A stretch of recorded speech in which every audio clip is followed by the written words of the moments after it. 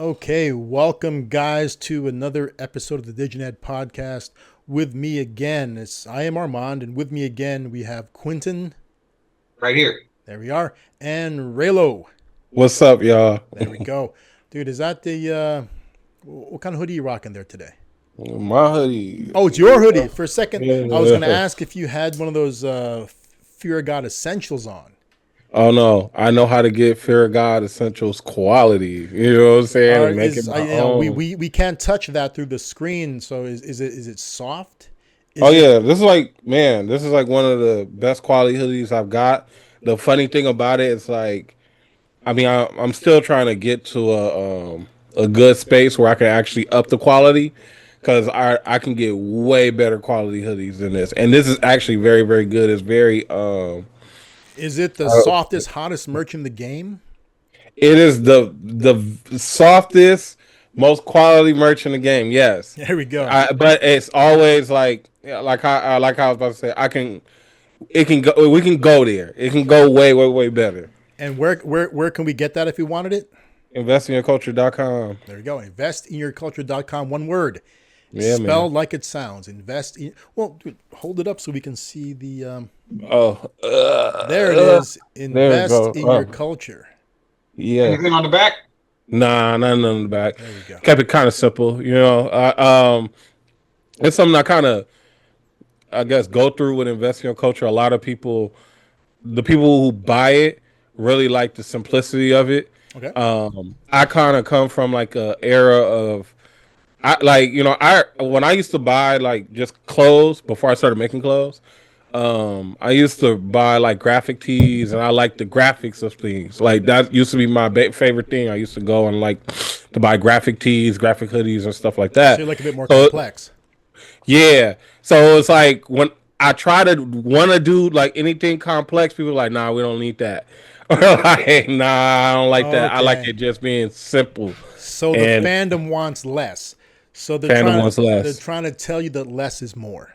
And they try to tell me less is more. And like you said, like people like the fear of God element, like no graphics, just the statement, and that's it. But for me, I will, but and I'm starting to expand to where I'm going to start actually doing my own like outside of invest in your culture. You know what I'm saying? Where I'm able to fulfill that one of actually wanting to make graphic style T-shirts and hoodies. Got it. Okay. Excellent. Yeah, Okay, so we are talking today about actually creators. yeah, You know, designers they are creators, yes, but we're talking hmm about content creators, people who right, monetize, and I guess a designer's content. I mean, like monetizing content takes many forms, right? So yeah, a designer can create content around their process, and they can put that online and they can monetize it. Like let's talk for your God, right? Jerry Lorenzo, his Instagram is a huge source of traffic for that guy, and his Instagram is basically behind. Well, originally it was like a behind the scenes look at his brand and his life, right? That's what it was. Now, of hmm course, he's a bigger brand. His Instagram focuses a lot on new merchandise, right? yeah, But yeah, so content is I mean in today's environment, content's everything, right, right? And if you want to be a content creator, there's a lot of ways to go about it. There are people successful in a ton of various fields of content. You get people making money as artists. There's people who make money from music. Surprisingly enough, when you think about making money as a musical artist, people try oftentimes think of like making it big as you know as a solo artist or in a band. Selling yeah, albums, selling tickets to shows, stuff like that, right? All right. Less popular is people making money being musicians, like session musicians. They're hired to play, right? That kind of yeah, thing, right? Now, people who get into music don't want to do that. That's what they do potentially to make money until they're discovered, right? hmm So actually, in the beginning, they wait tables to wait until their time comes where they can make money playing their instrument for like as a session musician. Then they try to make it in the as a star, right? yeah, Right. But believe it or not, so there's a guy on YouTube right now. I forget his name. Remember him? He's the guy who he stumbled upon a formula. He plays drums. That's what he does. The guy plays drums. And what he does is he instructs AI to write songs. And he plays along with it as he listens to the lyrics for the first time. So he does not listen to the songs before he plays them for him to discover, because the lyrics oftentimes are crazy. Right? So the dude's making money by playing drums on YouTube, listen to crazy AI song lyrics. Mm-hmm. Is he making money with his music? Yeah. Is he making a lot of money? Probably, because he actually has a massive Twitch stream going on.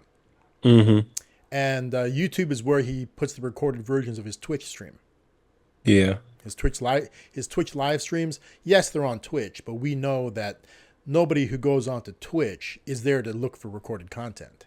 Nope. If you're on Twitch, you want live. You know what I mean? Like, yeah, it's recorded and screw it, right? But a person on YouTube is basically there for recorded content, right? So what wasn't being watched by anybody on Twitch could gain some viewership on YouTube. And he's killing it in both. He's killing it on his live streams, and he's killing it on his YouTube videos. Okay. Has he ever played professionally in a band? I don't know. I don't think so. Mm-hmm. Has he ever made money playing the drums? Probably not. But he's kicking ass online playing the drums, right? Yeah. Okay. So you can spin what you do. I mean, that guy may have never made a dime playing drums. Okay. Until he made content out of it. Okay. And honestly, I don't even know if he's that good. I mean, he seems to be pretty good, but I don't know how to play drums. So he could be just middle of the road for all I know, right? Yeah. Okay, but if he's a middle of the road drummer, he's making some really serious money online for being a middle of the road drummer, right? It's funny you say that. Like, I feel, man, because I had like a random experience yesterday. Like, I feel like it's not about the talent level as far as the music is concerned. I really think it's about the consistency and really catering to like the audience. Like, In what sense? For who? For what kind of musical creator? I think any, you know what I'm saying? Like, Even like a wedding band? I mean, for a wedding band, like, if put it this way, if there's a wedding band, right, and they consistently post on social media, Okay. they will be the biggest wedding band so out you're there. talking about the marketing on social media. You're not talking about consistently going to, like, open mic nights. You're not talking about that. You're talking about being out in digital media consistently. Yeah, I mean, Okay. open mic nights, I ain't gonna get you really nowhere. It's just a practice thing. If you're going, like, if you're, as long as you're getting booked and you're constantly putting out some type of content, you're going to get somewhere. Like, my experience yesterday, right? So Kai Cenat, the streamer, Okay. he has this, I don't know what sparked it. I guess it's like a scenario where he's trying to recreate like singing in the shower, I guess. So he has this thing now where he has people perform while he's showering. So he showers and somebody, like, he'll have a DJ come in and like perform while. Wait, where is this? Is this Twitch? Yes, it's live on Twitch. So he's live streaming. He's in the shower. He's in the shower. And yesterday it went viral because actually this one was kind of lit. I'm not gonna lie. I actually replayed it like 6 times after I saw it. But it's a DJ named DJ Swamp Izzo. So DJ Swamp Izzo is Playboy Cardi's DJ. Okay. So he shows up in Kai Cenat's bathroom as Kai Cenat is showering, and they had a concert while Kai Cenat was showering. And he's singing. Huh? He's singing is what he's doing? No. They're playing, like, DJ Swamp Izzo. Remember, he's Playboy Cardi's DJ, so he's playing DJ Cardi's music. I mean, play DJ Cardi. He's playing Playboy Cardi's music. Now, here's the thing. So this guy that you're talking about, he's a singer? Who? The shower guy? Cenat? Yeah. Kai Cenat is he's like one of the biggest streamers out there. He's just a streamer.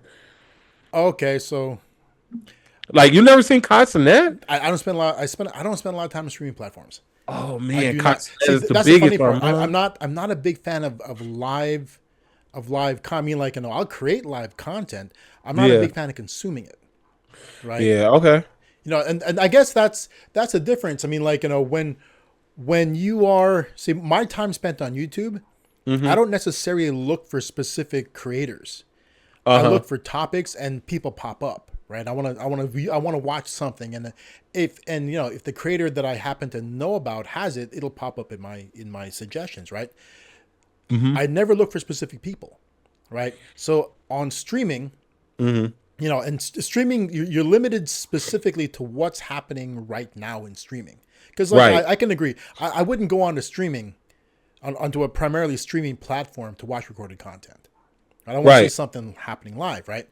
If I did do it, I'm very rarely on it. I'm only on it if I'm researching something, right, right?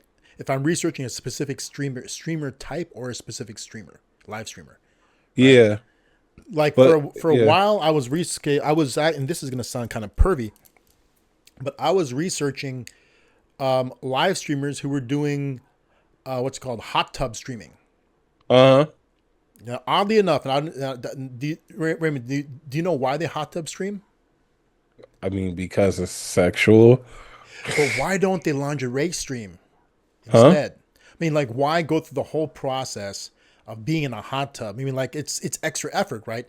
Anybody could sit in their chair in lingerie, right, and just talk to their fans. Yeah, Why are they having to get a freaking hot tub or just everything for that? Why do they do that? I don't know. I don't think that deeply into it. And this is what we're here to talk about. This is the business of streaming. Uh, If a female streamer, even a male streamer, was to sit at their desk in, like, lingerie, right, that would get struck. They're right, not allowed because it's overtly sexual.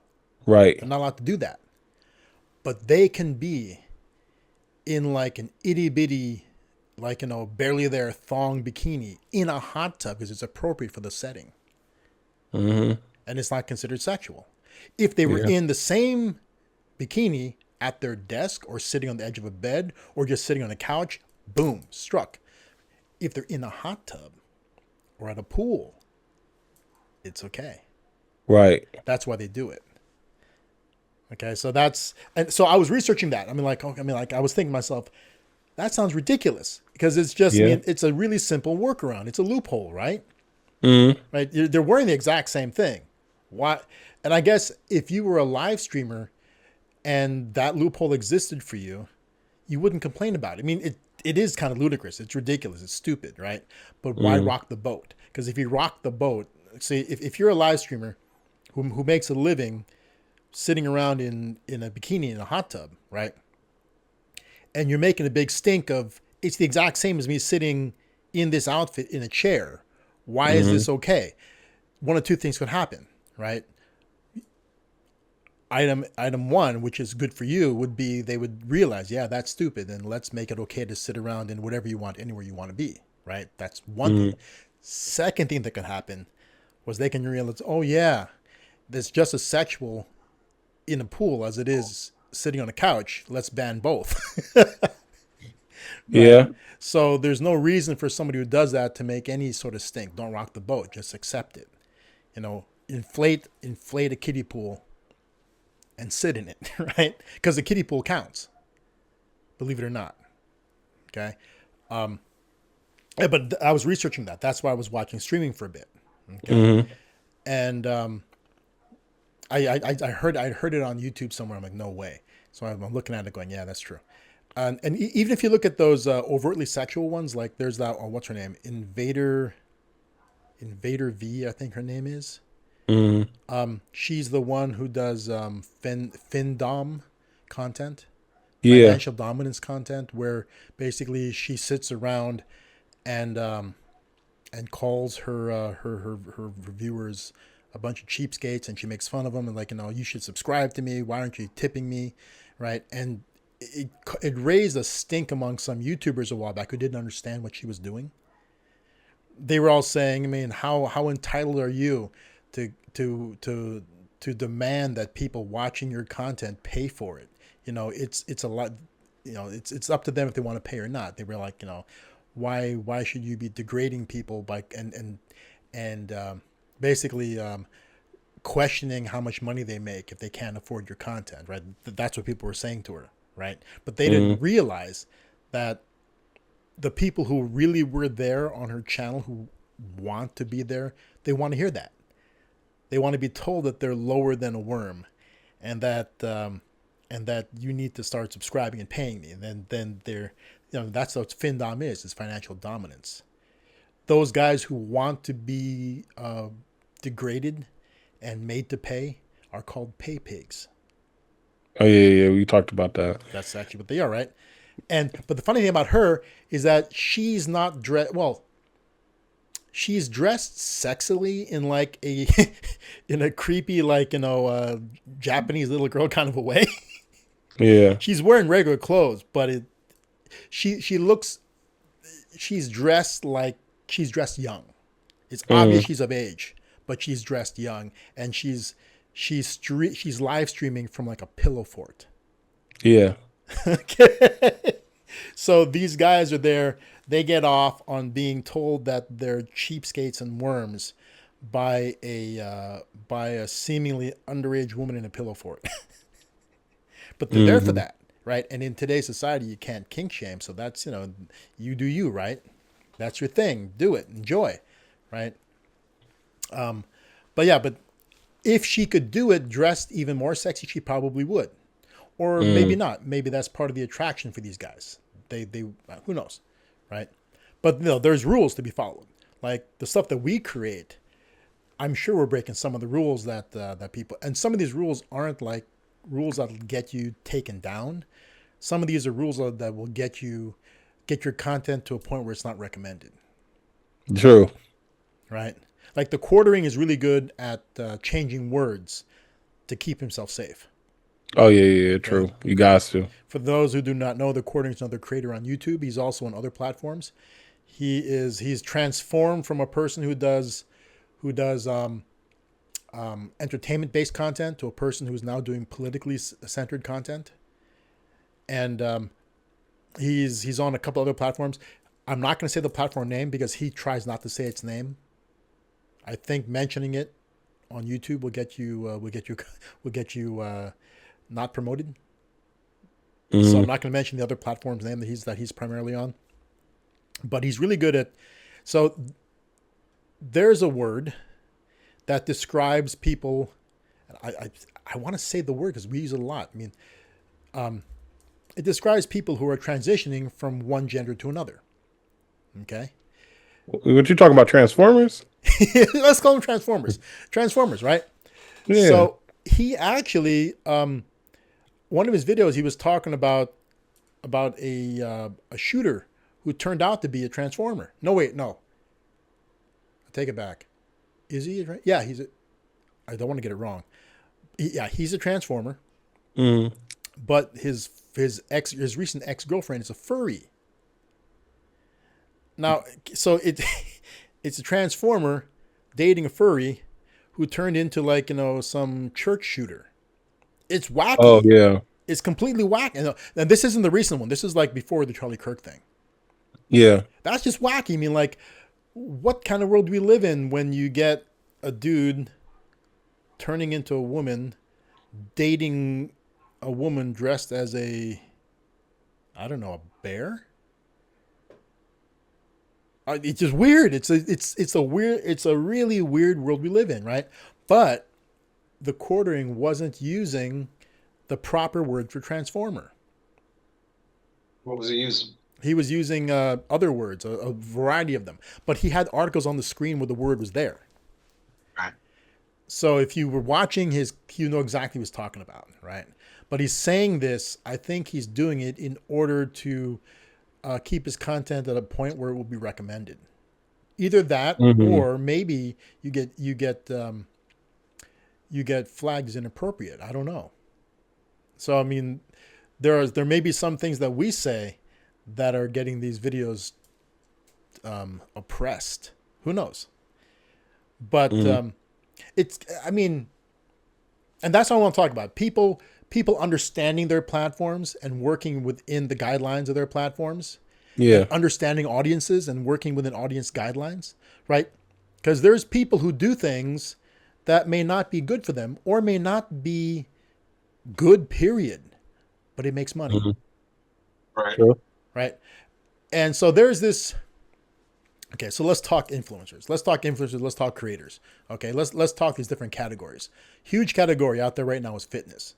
Everybody wants to either be fitter or they want to become less unfit, right? Even in a world where where people are campaigning for beautiful at any size, right? And those are the people who specifically are looking to, I guess it's fat acceptance is what they're trying to push, right? Even in a world where fat acceptance is a huge thing, the reality is people want to look a certain way, and people want to look good Mhm. in a traditional sense, right? Even if like being 100 pounds overweight may be considered looking good to certain communities of people, that's not what they really feel inside, some of them, right? Mhm. And so fitness creators are just blowing up everywhere. And I'll admit that most people who are creating fitness content everywhere, they're just showing BS. The stuff they show doesn't work. The stuff they show is just wrong, right? The stuff they show is not really what they do to get the way they look, right? Many of them are like 22 years old, right? So it takes very little effort to look like that. Okay. Mhm. So I ran across a creator called, what was that? Is that Simplified Fitness? Is that what it's called? I shared with you the creator. Is it Simplified Fitness? Is that what his channel is called? Yes. Okay. When I first saw this, I'm looking at it and I'm thinking to myself, see, and I'm guilty of this too, right? I looked at this dude and I instantly judged him. I'm like, I looked at him and he's giving fitness advice. He's talking about creators that I've been looking at. Like there's this guy, Mike Israetel. He's with Renaissance Periodization. The dude's super jacked. He does take steroids, right? But Mhm. he's super. And he's a doctor of, I think, sports. I can't remember, but he was a professor at a legitimate university, right? And he knows what he's doing. He's a competitive bodybuilder. Yeah, but he uses a lot of bodybuilders use steroids, right? I'm gonna put that out there. I don't disagree with steroid use. If you want if you want to compete in the bodybuilding world, you have to, because that's the only way you're going to get the look that it takes to compete in that world. Unless you want to compete as a natural bodybuilder, you can do that too, right? But natural bodybuilding is a much smaller. It's a much smaller sport, Mhm. right? The Arnold Classic, Mr. Olympia, they can take steroids. Okay, it's Mhm. allowed. Okay, it's allowed for them. Okay, and so yeah, so this guy Mike Israetel takes steroids because that's what he needs. He's a competitive bodybuilder. Okay, and he's open about it, but he puts in the work. Steroids don't give you an instant body. Steroids give you the ability to grow faster than without them, but you still have to put the work in. Okay. And so this guy created a couple videos regarding Mike, and I'm looking at this dude, and I'm thinking to myself, how can this guy be creating fitness content where he looks just average every day? He doesn't. I look at the guy, and he does not look fit to me. I mean, he looks about as fit as I look right now. Right? And What's the guy's name again? Mike what? Mike Israetel, his no, Israetel looks jacked. Israetel looks fit. I'm talking about the guy who's criticizing him. Oh. Uh, Oh. in fact, Quentin, share that with us.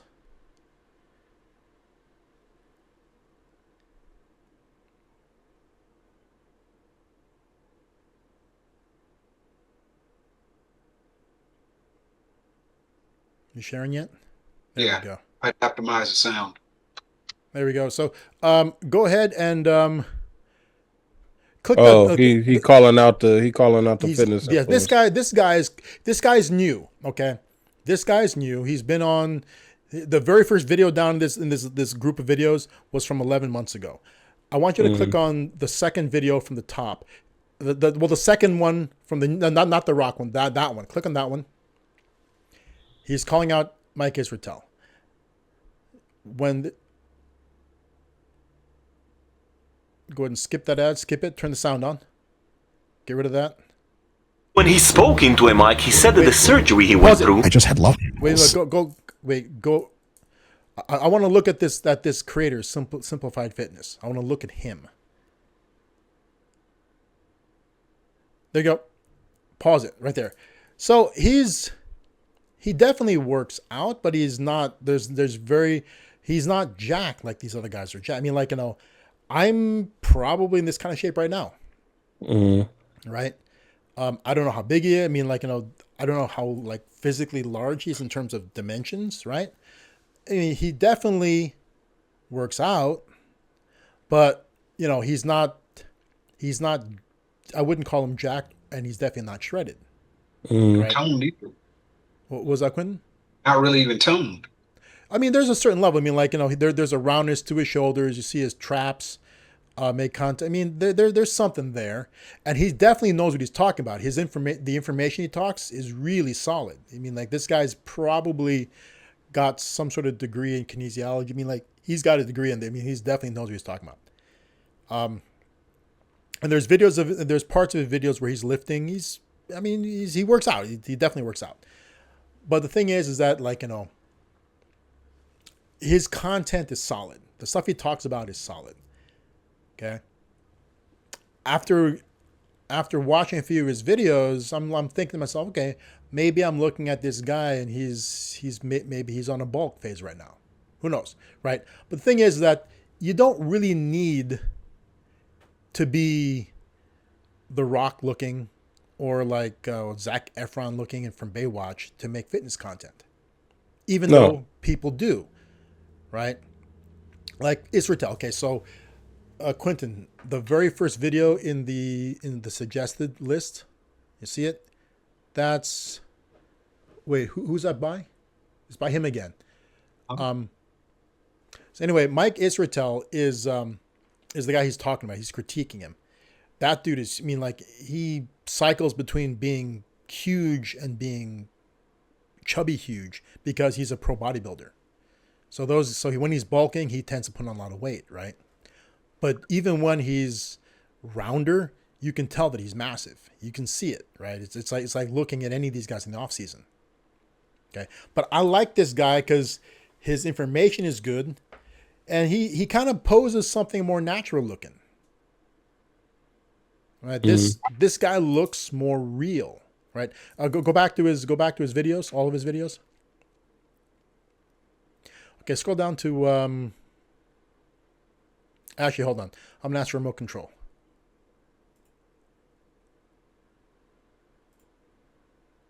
Okay, there we go. Okay, check this out, okay. Same video. I'm going back to the same video. So a week ago, Dr. Mike sat down with... Okay, so he's taking the angle of calling out large creators, right? Good strategy, because Mike Israetel, his Renaissance Periodization channel has 4-point-something million subscribers. He's one of the larger fitness YouTubers. Okay, this guy, as you can see, only has 8,000 something. He's just starting. He's a year in. He's a year in from his videos, and he's about 8,000 something. Okay. By calling out people like Mike Israetel, it's a recognizable name on YouTube. It's like Logan Paul dropping a bigger creator's name in the beginning to get more views, or like Mr. Beast saying, "I'm going to say Logan Paul 1,000 times." I'm going to say that's the same kind of thing, right? Okay. Okay. But he makes a couple good points in this. I'm gonna go through this real fast. Look at some other creators. So he's calling out Mike Israetel for, I guess Mike Israetel went on another podcast and was talking about plastic surgery that he'd gotten and plastic surgery that he wants. Right? Woo. Yeah. So he's a short guy. He's like he's less than 5'5", 5'4", right? Mm-hmm. So I know, Quentin, that's not much shorter than you, right? I'm taller. I'm 5'5". You're 5'5". Okay, so he's about your size, but he's got to weigh like 230. He's huge. He's massive, right? But here, check it out. So he talks about his surgery, and what this guy's trying to do is he's calling him out on like, because he's got so much influence. Why are you promoting this kind of behavior? Is what he's basically saying. Yeah, you should never promote plastic surgery. But I mean, but at the same time, like, I personally think that if you want to do plastic surgery, if you really want it, do it. Not because you want it because somebody else thinks you look better without. I mean, like, so what he did is he had the surgery he got his love handles removed. Mm-hmm. Let me try to find a photo of it. Okay. He actually has, so it was pretty gnarly what he had done. And as he talks about it, see there's Dr. Mike, and you'll see him when he's bulking, he'll be wearing these big ass sweatshirts because he's kind of a little bit tubby, right? I guess that the surgery he had done was pretty intense, and he had to wear a diaper for a while afterwards, not because he was pooping himself, but because the diaper was there to just catch all the blood that was still oozing from him. Yeah, man. I mean, it's to me, it's like, well, I mean, I guess because he's a public figure, I guess, but But here's the thing. So, question is he doing this for content? Is Dr. Mike doing it for content, right? Does he need to have love handles removed? I mean, and I've experienced this, right? I've gotten to a low body fat and I still had love handles, right? He talks about it. He's gotten to a low body fat percentage, and what was his love handles that were filled with fat before were now retaining liquid. They were filled with water. So he had them removed, right? So basically, he's making good money. He's making a lot of money from his content. He's working hard. He's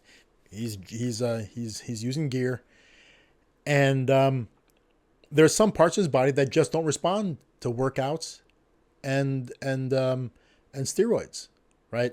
If you're gonna hold pocket like love handles that will never go away, either you live with them or you remove them, right? So I mean, if you want to do it, you can do it as long as it's because of you, right? So maybe he's looking for this aesthetic. As a competitive bodybuilder, if he wants to get out there on stage and compete, he's got to get rid of them, right? If it's genetically holding and he can't get rid of it, got to get rid of it, right? If he wants to for himself, right? Now he talks about a bunch of other crazy surgeries. Hold on, let's. Already shown you in another video, Nico. Now this is another creator. This is a dude who gained hundreds of pounds doing mukbangs. Mm-hmm. Okay. Let me mute this. It's because I don't want to keep playing his audio too much. See, look at this. This is what this guy looked like. This is Nikado Avocado or something like that. Look, he ended up looking like this from doing mukbangs. Right. So the reason why why is he doing mukbangs? Because it's content. You make money doing it. Yes. He tried a bunch of different stuff, and that's what made money. So he did crazy mukbangs, and but you don't have to gain like crazy weight doing mukbangs. If you do mukbangs, you can exercise like what's his name does, Mike Chen, the other creator, Mike Chen. Mike Chen eats constantly on his YouTube channel. That's his job. He travels and he eats huge amounts of food.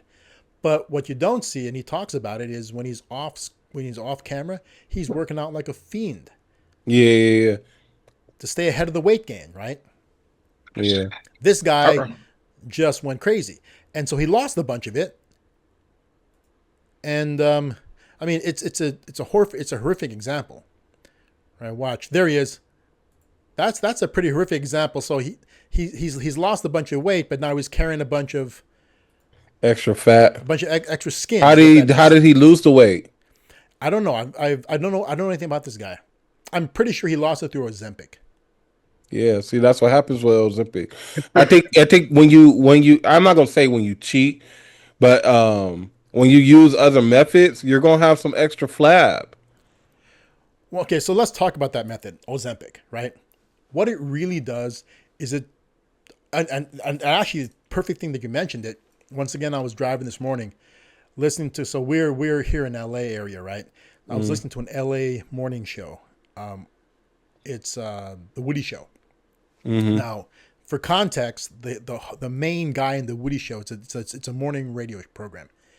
It's a very successful one. The main guy is heavy, and by his own admission, he calls himself a fat ass. He's big. He's really heavy. He can become very, very heavy. Yeah. Okay? And he yo-yos. And I guess he's constantly on something, whether it's another brand or other brands, right? And this morning, as I was driving in, he does a thing. He does a segment called Cheers and Jeers. So on Mondays, because they don't broadcast on the weekends, all the people on his team talk about an experiences over the weekend that they are positive about. They call it their cheers. Like good, like I went and saw whatever movie and it was awesome. Cheers, right? And then jeers. One of their jeers was I took my kid to a kid's birthday party, and 1/3 of the invited kids didn't show up and said they were going. I mean, like basically calling out people for doing negative stuff. His cheer was his friend who had just lost a whole bunch of weight, and he was going to call him up and they were going to discuss it, right? And it turns out his friend lost a whole bunch of weight on Ozempic. Okay. And they were talking about the process. He just lost, and he's yo-yoing. He's lost 70, gained some back, lost 40. He's just lost 40 pounds, 44 or 45 pounds in 4 months.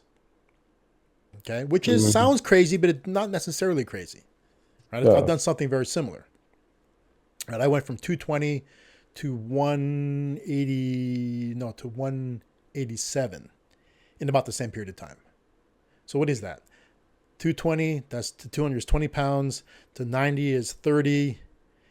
Yeah, 33 pounds in about 3.5 months, something similar, right? The difference is I wasn't on Ozempic. I wasn't on any weight loss drug. It was entirely based on willpower and working out, right? When they talked about, so they were talking about all the things they do. The Ozempic, intermittent fasting, all these different. So the guy is on Ozempic, he's doing intermittent fasting, and he's on a keto-based diet. He says it's an almost keto diet. So it's an extremely low carb diet. Not quite keto, but extremely low carb. See, low carb is different than keto because keto means it's like almost no carb and high fat. So he's on a low carb diet. So he's on a low carb diet, intermittent fasting, and he's on Ozempic. Okay, those three things. Or Mounjaro, I think it is. One of those things. So they're talking about these processes. Him and Woody are talking about it on the phone, and the Woody cast is listening to it, asking questions. And then they ask them, is working out a factor in this? How much did you increase your workout? And both him and Woody laughed. And they're like, working out? I mean, I'm doing this so I don't have to work out. Yeah, that's what people do. They're doing zero exercise. Absolutely none. They're whatever they were doing before is what they're doing now. Right? And you wonder why, because then they talk about it. I mean, it's funny. The conversation is, when they introed him, it's like, it's my friend Dan. He's known him since 1990 something. Dan's lost 70 pounds. So Dan says, he lost 79, gained it back, lost 40 something, gained it back. Now he's lost another 40. I mean, that's why they're losing and gaining, because it's not a health. They're not, I mean, and that's their choice, right? But from my angle, they haven't created a healthy lifestyle at all. True. The lifestyle hasn't changed. The eating is still there, but the Ozempic curbs the appetite. It does. The eating's not there because of the Ozempic, right? That's the only reason they're losing weight. I mean, the only way to lose weight, and I don't care what you take. I mean, if you consume exactly the same number of calories as you burn, you'll stay the same. If you consume fewer calories than you burn, you lose weight. If you consume more than you burn, you'll gain weight. There's no way around that formula, right? So these guys are using all these processes. Now, some of the stuff they're doing, like intermittent fasting, is helping their body become more efficient at burning. Okay? But still, the same formula exists. You will not burn calories and lose weight unless you put out more than you take in. There's no other way around it, right? So I'm trying to imagine, and the reason why they're getting such dramatic results is I've seen a recent picture of Woody. He's pretty big. I mean, like he's a good 100+ pounds overweight, maybe more, and he's been more than that before, right? This guy, and they describe each other basically they're the same, so they both get pretty large, right? So losing 49 pounds from these guys is not a stretch. It's pretty simple. Okay. So as time goes by, they're not going to be able to lose weight anymore because their bodies are going to reach a point where right now they're in a deficit. Right now they're eating way less than they burn. Right. But as their body shrinks, they're going to suddenly even out again. They're going to stop losing weight. Right. And that's where they're going to struggle because they're already dropping down. They got to drop the calories down even more. Yeah. Right. So it just gets pretty crazy. I mean, like, that without if you got to drop your calories more, you either dramatically cut your intake again, or you can increase your output. Like, right. Just walk. They're not doing any They're output. not doing any output. Zero. Right. Yeah. And to look at these guys, that they're doing it. I mean, like, in their daily lives. And I'm guilty of it too. I mean, like, you ever been to the supermarket and you try to get the closest parking spot? You ever done that? You know what? I'm totally different. Are you? Actually, I try to get as far away as possible because I don't want to like touching my car. but that's the reason. Okay, that's your reason why. Okay, so you're not parking far to get extra steps in. You're parking far so that your car doesn't get messed with, right? Yeah, but I don't care about the extra steps. Yeah. I don't not like, oh, let me give some extra step. I don't care about walking. Exactly. Like, but your whole thing is that you're parking far for a different reason, right? I'm talking. So when these guys park, and I've done it too. Like, I've actually tried to find the closest spot so I have the closest walk. I don't want to walk through the park. Like, I've done that before, right? Also, I've parked further for shade. You ever done that? Park further to get shade? Yeah, I've done that. Right. But these are the kind of guys who will park closer specifically to walk less. Right. Or, they'll always take the elevator. Right. They'll always like Raymond in your apartment, you got to walk up. Right. So you have to walk up. Right. And we got to walk up 3 flights of stairs to get to the penthouse. Okay. If you had an elevator, would you use it all the time? That depends. That really depends. It's 3 flights. If there was an elevator in the apartment, right? It depends on how accessible it was, how busy it was. Okay. Because even before that, like I remember I had a homeboy who had a elevator in his crib. If that elevator was taking too long, I'm walking up. I don't care. You know what I'm saying? Like it's just whichever is going to be the least amount of time. I remember I was trying to get back in shape for something very specific. I was about 36 years old, and I had high blood pressure, and I've been prescribed medication. I didn't really want to be on medication, so I chose to get into better shape. Right, I just started doing a lot of walking, and I was visiting my doctor frequently to get tested, and I remember the doctor I would go to in Whittier was on the 3rd floor of the building. Yeah. And I would go there and I would walk up and down. So during that time when I was trying to get in better shape, I was intentionally using stairs everywhere I went just to get in more. Because once you start tracking your steps, you realize how, for most people, some people do get in steps. For most people, they don't get anywhere near the steps they should be getting. They think they're getting 5,000, 10,000 steps. They look at their watch. When they start tracking it, oh my gosh, I'm like 1,300 steps. What the hell? Right? Yeah. So you end up trying to now I use equipment like a rebounder and a treadmill, right? Now I do that. But before I had those things, I had to get my steps the old-fashioned way, walking places, right? And I was just trying to squeeze them in anywhere I could because, if I didn't squeeze them in here, I have to get them somewhere else, right? So I might as well get them in while I could. So screw the elevator. I'm taking the steps. If I'm with my wife in a store, I'm walking around and I'm doing laps around Target, any way I could get steps, I'd get them in just to get the 10,000, right? Right. But these guys on this radio show, you know that they don't move. You know No. that they don't move. They sound fat. Yeah, they are. They are. It's crazy, but And they admit that they are. That's why I feel comfortable talking about them, I like that. They talk about themselves as fat people. Yep, say it loud. I'm Yeah. fat and I'm proud. And they also say, man, I'm too lazy to move. They're looking for a magic bullet, which for a lot of these people, Ozempic is turning out to be, and things like it, Mounjaro or whatever, is turning out to be that magic bullet. But it's not providing long-term sustainable results. No, I mean because I experienced it. I'm telling you, I've never taken it, but there's people around me that take it. Nobody talks about the stomach aches that you get, the queasiness. Yeah, you do waste a lot of food. But You know what I'm the saying? stomach aches and the queasiness, that's actually, if you don't get that, it's probably not going to work for you. No, you have to go through it. Yeah, because you don't feel hungry, and when you do eat, you don't feel good about eating, so you don't want to eat, Right. right? And when I say don't feel good about eating, not that you're ashamed, you feel seasick. I mean, like you feel like you're going to throw up. You've eaten food and you Right. feel like you're going to throw up. The only way to avoid the feeling like you're going to throw up is not eating, right? Right. That's what my son was using it, which is ridiculous. He's nowhere near fat enough to use. I make fun of him for being fat, but he's not as fat as I mean, I like to mess with him, right? Yeah. You but be calling him a fat ass? Yeah, I call him Doughboy.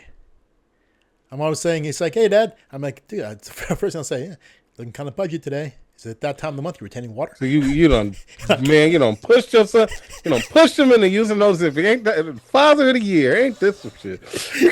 Yeah, well, I've always admitted, you guys know I'm a shitty dad, right? So Man, I walk by myself. that's crazy. I walk by, he comes to visit, and I look at him, I'm going, man, looking kind of soft today.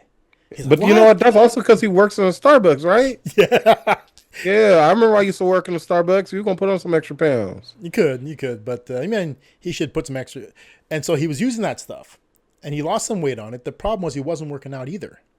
So he didn't go off it because he was supposed to go off it. He just got lazy about taking it, and he gained the weight back How soon did his cravings for food come back? immediately. Oh, okay. Immediately he was able to eat. Right? So anytime you're using Ozempic, And it's not even a craving for food. You go back to wanting to eat. I wouldn't call it a craving for food. You go back to wanting to eat. Okay. Well, if you're nauseous and whatnot, you don't want to eat. Yeah. You don't want to eat. That's the thing. And so, crack me up. I mean, but that's the problem. And so, so this guy, this simplified fitness, there's some things about, I know his technique. He's a creator. So let's talk about it. We're talking about it because he's a creator. He's a creator who's relatively new, and he's trying to grow his brand out. He's under 10,000 subs, but 8,000 plus is really, anybody who's done this knows that that's not easy, right? Yeah, there are people with millions, but what percentage of the YouTube audience do they represent? They're people with large sub bases are a fraction of the creators out there. Okay, if you're out there and you've got 5 subs, you're normal. Yeah. Okay, if you've cracked 100 subscribers, you're better than normal. Right. Most YouTubers will never crack 10 subs. They can tell all their friends and family they want, and they're never going to crack 10 subscribers. Okay, and not because because they're making bad content. They just haven't studied. What it takes to get where they want to go. Right, and it's different. Getting where you want to go on social media is different than what you think it is. Right. So that guy we just saw, the dude who was shaking his extra skin. Okay. That guy became a big creator making money by doing something that was crazy, outrageous, and unsafe. Okay? Yep. And look what happened. Yeah, he did. He was doing these 10,000 calorie challenges. Okay. A 10,000 calorie challenge is 10,000 calories in one meal. That's crazy. Yeah, it's crazy. Okay, he was doing stuff like that. And he was doing it, and he was not taking care of his health at the same time. He was just letting himself go, right? And his weight gain actually created controversy and got him more subscribers. Yeah. Right? Outrageous behavior and actually wrong behavior can oftentimes lead to financial success on YouTube. Mm-hmm. You like to see fat people eat. Yeah. Now, like Mikey Chen, which I've mentioned his name, that dude eats crazy amounts of food.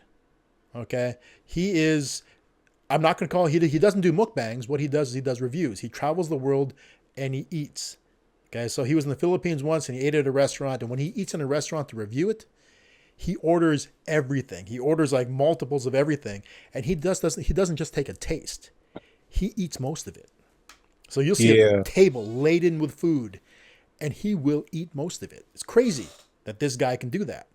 Okay. And to look at him, he looks average. Okay. He's kind of stocky. He's got a good shoulder set. So you can tell that he's underneath. I mean, he's got a little layer of fat. Asians carry fat easier. So he's got a little layer of fat. If he wasn't eating like he eats, he'd probably be jacked and ripped. Okay. Because of the way he works out. He works out to keep that weight off. But he eats so many calories that he pretty much basically he has to work out extra hard just to look normal. Man, Armand, it's funny because it's like, I'm venturing into this space. I went to New York. I was just in New York yesterday. Were and you? like, yeah. I didn't know that. And I did cooking. I mean, restaurant reviews while I was there. What kind of food did you try? We went and tried some Jamaican food. I was in the Hell's Kitchen area, dude. So I wouldn't try. Okay, next time you go there, you got to go to Chinatown, and you got to eat greasy basement Chinese food. No, like me and my girl, I was telling her about that. Like, oh, were you? Yeah. Because I was like, one of the things about this trip, this is the first time I've been to New York where I actually knew where I was at. Okay. Like every time I've been in New York, like I was kind of like to the mercy of like a guide. Oh. But this time I'm like, oh, I know exactly where I'm at. I know how to go places now. Okay. But also it was like I didn't go out there just for cooking videos. It was just, because I'm in this space now, it was in my mind. So we did Jamaican food. Of course, I did a bodega and got a chopped cheese at the bodega. I went to one bodega and because we're talking about the portions, right? Mm-hmm. I kind of got on myself about not just spending more to make the video. Like I went into two bodegas, right? I went in one bodega, and of course, like I'm thinking just for myself. All I really wanted was something to drink. Okay. But I'm like, no, you idiot! You're supposed to go and get food out the bodega. You're supposed to get a sandwich. You know what I'm saying? So I was kind of kicking myself in the head. Then, like later on, we went out to eat. Went to a Jamaican restaurant. This is Jamaican restaurant called Jasmine's, and it was actually pretty, really, really, really good. I think I got jerk chicken. My girlfriend got the curry chicken, right? And I'm like, no, you idiot! You're supposed to get the oxtails. You know what I'm saying? You're supposed to eat all the oxtails. You're supposed to get the craziest stuff that that kind of restaurant's known for, right? Exactly. You know what I'm saying? So it's like I'm thinking that, but then also it's like I got my steps in while I was there, like. I already knew, like, that was already my thing. Like, my girlfriend took my son to see Hamilton. Did you? So really? That's why we went, really. Really? Okay. I didn't want to go see no play. I already told, they was like, what you gonna do while we watching the play? I was like, I'm gonna be outside. And that's what I did. I was outside. I walked all through Hell's Kitchen. I went into the pier because I didn't know that they had cruise ships that come to the pier. I didn't know that. So I went to the pier in New York. I just did I went to Venice shopping. I did a whole bunch of stuff while I was out. And then of course the food thing, but it was like I got my steps in. Like I'm not going into this to get fat. You know what I'm saying? Yeah. Like I'm already a nice size and I nice plan to lose like that. Yeah.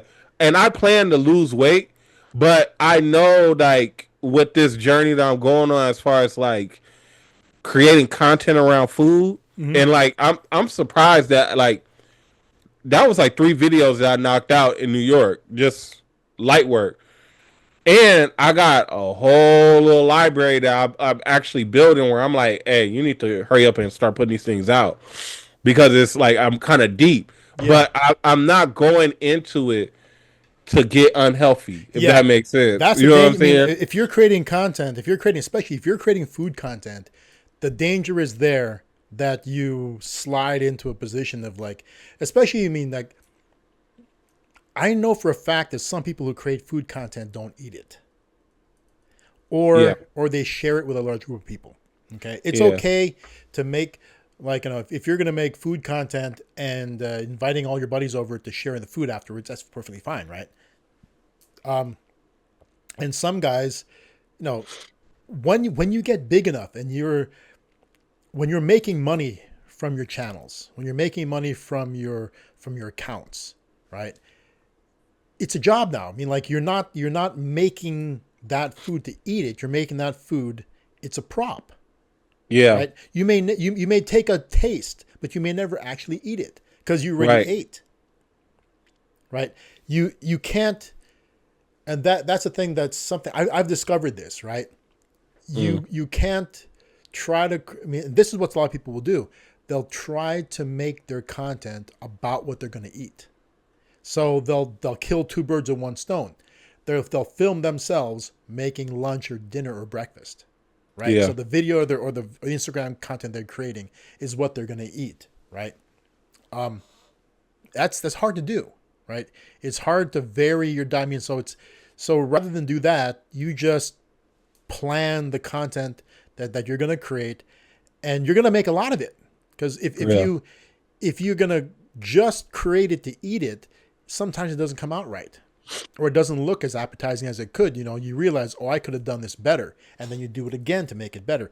Like, some of the best sandwiches you see on Instagram are held together by, like, those barbecue skewers, right? Oh, true. A Yeah. sandwich that's 9 inches tall is not going to stand up by itself. I mean, like, it's held, and then they brush it with food gelatin to make it shine.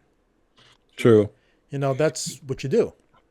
But it's so weird. Like, when I make food like that, I think it's look ugly. Like, but man, you'll be surprised. I think it's also because people might be hungry while I'm cooking.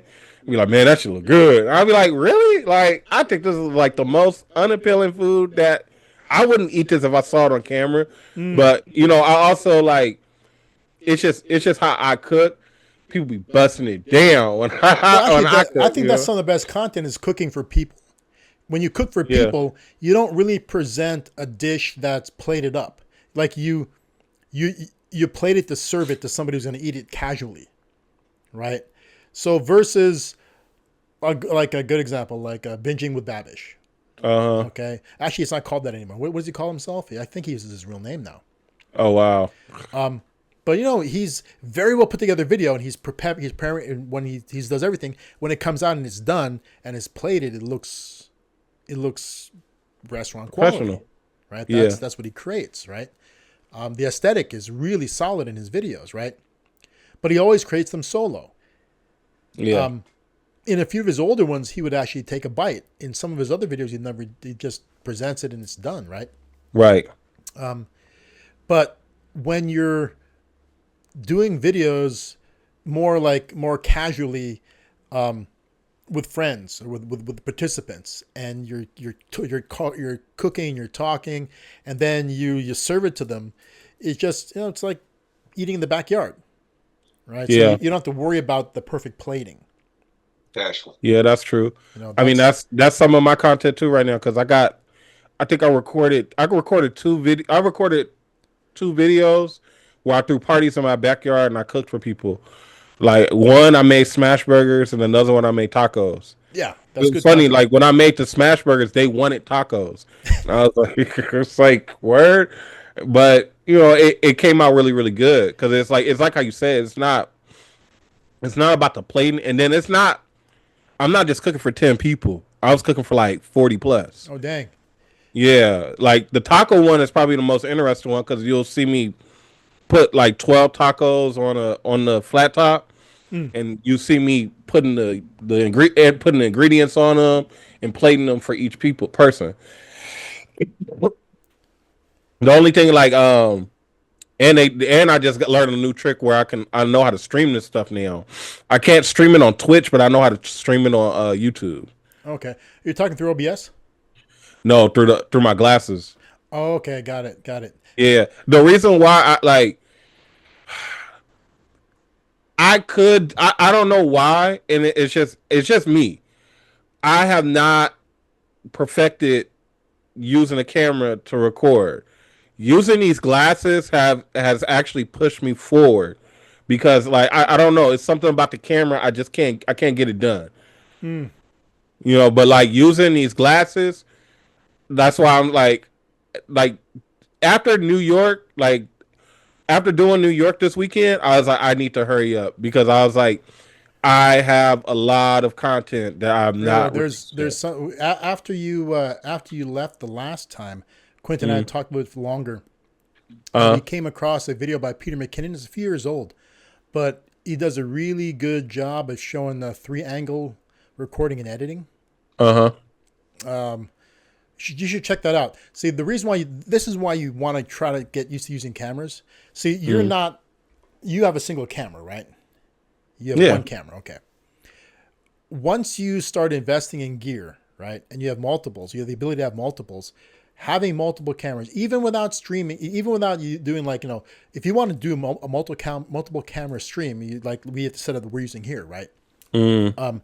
But if you just wanted to create a video without streaming with multiple cameras, independently recording on cards on the cameras, it allows you to get content you normally wouldn't be able to get with glasses or streaming from your phone, right?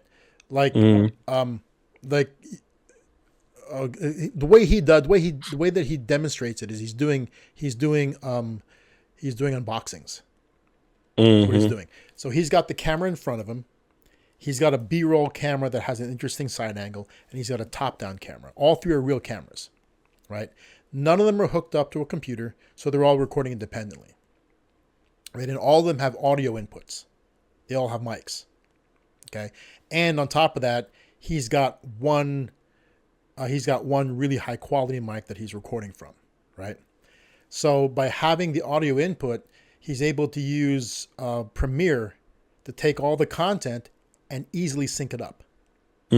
Because each one has audio input. Without the audio input in each camera, you wouldn't be able to sync it up that way. But he only uses the audio from the quality mic for the whole thing. Once it syncs up, he just uses the video from the different cameras, and he's able to cut in and out. It's nice. And you can create multiple content types that way. You can create top-down video for your Instagram. So it doesn't have to be just for unboxing. It could be for anything, right? So the top-down video that you get from Instagram, like let's say you're doing Blender stuff. So top-down things going into the Blender, the side angle is a close-up of the Blender of the base of the Blender jug. So you see items being chopped, it's a close-up view of the actual blender working. Perfect for Instagram, right? So, but you just want to get beyond the glasses, right? Because glasses have limitations. And the glasses are great as an item you throw into it. And it's great and what they're really good for is behind the scenes. What's his name? What's his name? Kenji Lopez. Kenji Lopez, right? He doesn't use glasses. He uses a GoPro on his forehead. Yeah, he uses a GoPro. Same kind of thing, though, right? Same basic angle. But he uses that for his personal channel for certain things. But he also has real camera. You can see them when he's recording with his GoPro. You can see the real cameras off to the sides for other kinds of videos and for content that he's making for his clients. Right. Right. So yeah, you have the gear, might as well learn how to use it. Yeah, I mean, I like I said, it's not like I haven't tried. Yeah. It's just the glasses was like the last, like I guess not even gonna say last ditch effort, but when I saw the glasses come out, I was like, I can use this for cooking videos. And I can move faster because it's like even my whole wave of cooking from starting in the backyard and going into a restaurant, I didn't really document that because it was hard for me to just pull out a phone and just kind of capture what I was doing. I'm cooking, like, you know what I'm saying? It was hard for me to do that, even from the like I did get a couple times when I was inside the farmers markets where I was making certain type of content and it was coming out all right, but even that kind of got stop because it was like the times when I'll try to make that type of content, I'll get bombarded with customers. Okay. Now, I You mean, know?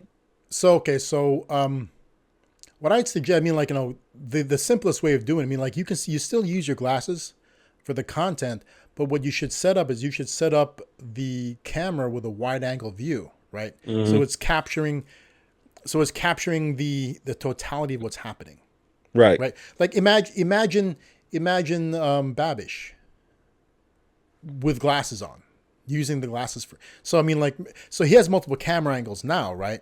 Even in the beginning he did, but imagine only one angle, the main one, the one that shows him from the shoulders down.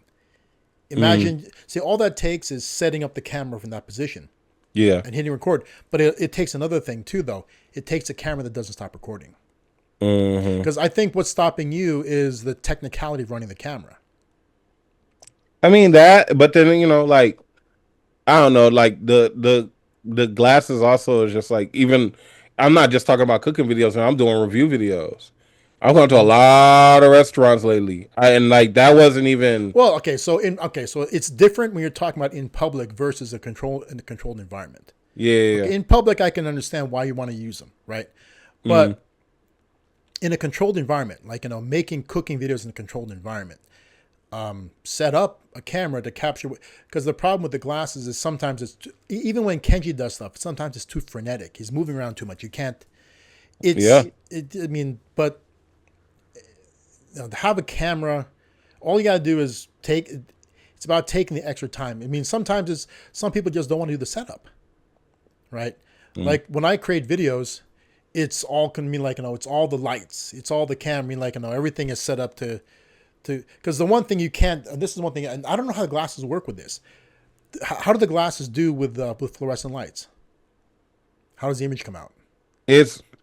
I mean, for me. I feel like the glasses is the closest thing to, um, like a natural look. Like it does all right with fluorescent lights. Okay, yeah, because with cameras don't do well. I mean, cameras you get the rolling waves.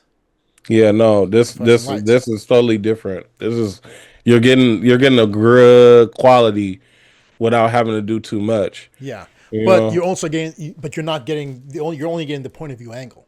That's the thing. Yeah, So exactly. You're only getting the point of view, and then yeah, also like how you just said, like you might move around too much. Like I've experienced that because I've done a couple of these things. I will move around a lot, but also it's like I'm getting a lot of content too, true. so it's a lot to kind of trim and This everything. is why I'm telling you to try. I mean, because remember, when we talk about creating content, it's about trying different things, right? Yeah, Because you don't want to keep making the same thing over and over again, right? I mean, you can make the same thing over and over again, but you want to throw in other things along with it, right? And so, I mean, it's not enough to try throwing in something once and seeing how it does, right? You got to try different things, right? So, yeah, you do a consistent number of videos with a point of view angle, because you don't know how, because okay, because Babish never tried it with the point of view angle. He did that thing the whole time, right? yeah. Because I mean, like that's what I'm saying. He just found what worked, and he was able to continue with it. Right But now, yeah, and like I'm hearing what you're saying. I'm not saying that you're not right, or I'm like going against it. I'm looking at it as like what I'm going with what's working right now, and once I get to a point where I can like really focus and expand, it's going to be a great expansion, pretty yeah, much. yeah. So I mean, like I get what you're saying. Like shoot, I just thought about it. Like even like I reviewed a Guy Fieri restaurant. Oh, which one? It was this it like it was in the New Jersey airport. It was like a kitchen like bar scenario. Like it was like a market. It was like Guy Okay. Fieri's market, something like that. So it was like one side was a market, it was a bar, and then it was a kitchen. What did you think of it? The same way I felt about the other Guy Fieri restaurant. It's alright. Like it's cool. It ain't drop dead. Like you know what I'm Yeah. saying. Like I think I had a breakfast burrito. Like we did a red eye flight, and that was like what we had to eat for breakfast. Like it would, and he got diners, drive-ins, and dives playing while you eating. But like when I ate it, it was cool. Like I don't. How was the I don't. pricing? I would never be like, man, I need to go back. It was more of like, okay, it's in this. It's an like experience. It's an yeah, experience. Oh, there it is. Let me try it. Right. How was the pricing? expensive restaurant. I mean, it's airport quality food. Like Yeah. everything in the airport is more I expensive. never eaten. Yeah, I hate eating in airports. But Yeah, that's yeah. The only reason we ate in the airport is because we came off a red eye flight. What was that one called, Raymond? Flavortown Market or Flavortown Kitchen? It was both. probably It was the market. kitchen and the market. It was probably just called Flavortown. Yeah, I think it was. It's called Flavor Town. I gotta go back and I gotta edit that one. I forgot what it was Yeah, called. that's what I mean. Guy Fieri. See, guys, people like that are more about the brand and the marketing than it is about the food sometimes. Yeah, it's totally about the brand. Like Guy Fieri, I'm so surprised because it was like he's a person I stumbled across. I never thought about Guy Fieri. It was just because when I had my restaurant, I was like, well, let me watch the Food Network and get a little bit better. Let me get a little bit better at this cooking thing. And diners and drive-ins and dives is like on repeat. Yeah. So that's why I got into the guy. Like I remember I used to, diners, drive-ins, and dives. Like what I'm saying. Like It's it would be in my head. the attraction of the show was basically it's a slice of Americana. It's a distinctly American niche. Diners, drive-ins, and dives. Right. That's the food is always supposed to be like it's a comfort food thing. It's not fancy food. No. Right. That's his. Yeah. Guy Fieri gets flack from the chef community. Really? Yeah, because They hate him? Well, I mean, he's gimmicky. Yeah, it's a gimmick. He's gimmicky, and he's not. I don't know. I don't know how they see him as in terms of kitchen skills. Oh no, I don't look at him as a kitchen skills guy. I mean, I actually looked at it. I was like, you know what? I can do exactly what Guy Fieri is doing. That's actually. But I think he's relatable. yeah, he's relatable.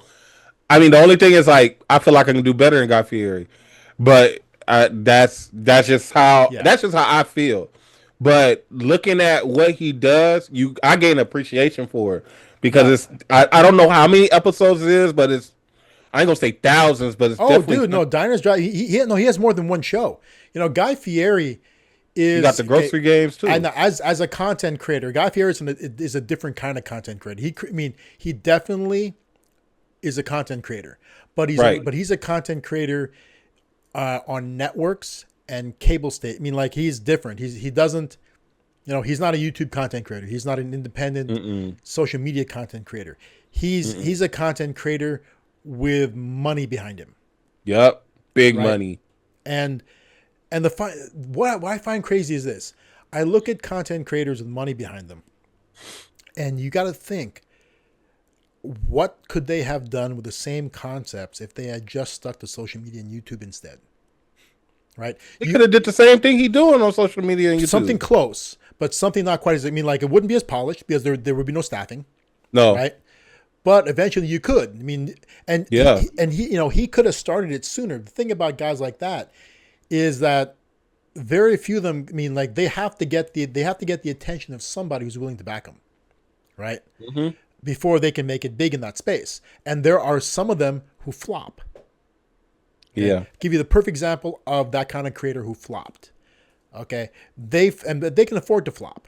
Okay, because they make billions as a family. They make billions of dollars already, right? Kardashians. I'm talking about I think it was on the E! Entertainment Network. Yeah. It was Cocktails with Khloe. Oh. Okay. Basically, it's Khloe Kardashian gonna hang out with some of her friends, and they're gonna drink and talk. Right. And talk about the drinks. Right. It's a little cocktail party. And as a concept, I think it's an awesome idea. It was an awesome idea. But because of how much it costs to produce it versus how much it started drawing in advertising wise, it was a losing idea. Same thing could have been done on YouTube or on Twitch. Could you imagine that show on Twitch lives? Could you imagine that thing live streaming on Twitch? Yeah, it could have worked. It'd have been But that's awesome. also because like the Kardashians is like their E is their pocket. If it was coming directly out of the Kardashians' pocket, it would be on Twitch, Possibly. and it probably would have made more money. Oh, you definitely. I mean, well, the thing is, it would still be around. I mean, it It'll got still be around, canceled. yeah. It got canceled because it just wasn't. And the funny thing is, I don't. You don't know if that is something that she came up with herself and pitched it to E, or if that's something the E people came up with and pitched to her. Right? You don't Yeah, know which one it that's is. actually that's a very good question because I'm like, who did pitch that? It could be either way. And I think that if it was her idea and she pitched it to E, I think might it was. still be going. I think it would still be going on something like Twitch or something like, because it's that concept is something you could do just straight up on Instagram. You don't have to have video. You can just take pictures of a biweekly cocktail party, Yeah, right? You can get alcohol sponsors. I mean, like right away. I mean, like Dang. if you're somebody super famous and you're gonna have a cocktail party that you make short videos like twice a week from and just post them on Instagram and you'll definitely get sponsors. yeah. I think that if it was her idea, she would have transitioned it. Maybe, I don't know. You never really know, but I mean, it could have turned into a lot more. because Because I mean, like when you look at some of them, like you, my New York trip. When I got to New York, of course, you've seen the big old billboards, right? yeah, I saw Skim's ad. yeah, Skim yeah. they collaborated with Nike, where it was a big Skims campaign. Where I was like, "Dang, Kim doing her thing." Yeah. You know what I'm saying? Where I like, the whole thing about being creator is like capitalizing off of it, and it's like like of course like maybe Chloe and Courtney didn't really capitalize off of it, but Kim and Kylie definitely Oh, yeah. capitalized Yeah. off of it. You know what I'm saying? sure. Just those two alone capitalizing on it was just enough. Yeah. And think about if you look at something like cocktails with was it Chloe or Courtney? It's Chloe, right? Chloe. Chloe. If you look at that, so if we wanted to do that, okay, something like that ourselves, okay, we could do it from home, right? We could take my system, we could hook up 5 cameras to it for different angles. We could Yeah. actually hook up 5. I could have bought another one that's wireless to have somebody have have a cocktail cam to walk around the whole time as a fifth, as a 6th option for an input, right? We get one of us to man OBS to switch between the cameras as it goes. So the rest of them are all fixed in one spot and everybody has their marks, right? And we just make drinks and talk and get drunk and have fun, right? We just have one person running OBS at the time. It could be one of us, really, as we do this thing, right? And and we get one guy to carry a camera around, right?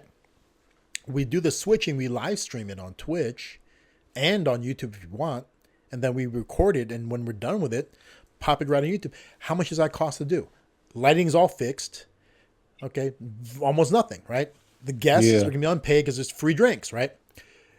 Now take that and put it on E. There's people operating the lights. There's people running the cameras. There's people. They're doing everything. And all those people are union, Yeah. right? They're all. Hey, but you know what? Because I man, just how I brought up Kai Cenat and you didn't know who he was. Kai Cenat they're doing the same level E is doing with their streams now. Yeah. But because I mean, like setting up 5 cameras ain't just like his homeboys doing that. You know what I'm saying? Like, and even like the lighting, like there's lighting, you just don't notice it because they're doing a good. They're doing a good. Yeah, they're doing. job. I mean, that's the point. I mean, like you can have it all fixed in place. Yeah, And you can. It doesn't take a crew to. I mean, like you can set it up once and leave it there, right? Like mine's here. This environment's set up once. It's left, right? yeah, The point is what it costs to run it on your own dime on social media or on Twitch or on compared to what it takes to run it on E, right? Because there's no way like when they create it on E, the staff. I mean, like the union is going to make them use lighting people, right? It's a job that I mean, like you can't just have the lights fixed in one place and just turn them on. You need lighting people to mean like, no, they have to do their work, right? So I'm sure that when you produce something on E, there's going to be lighting people, there's going to be camera people.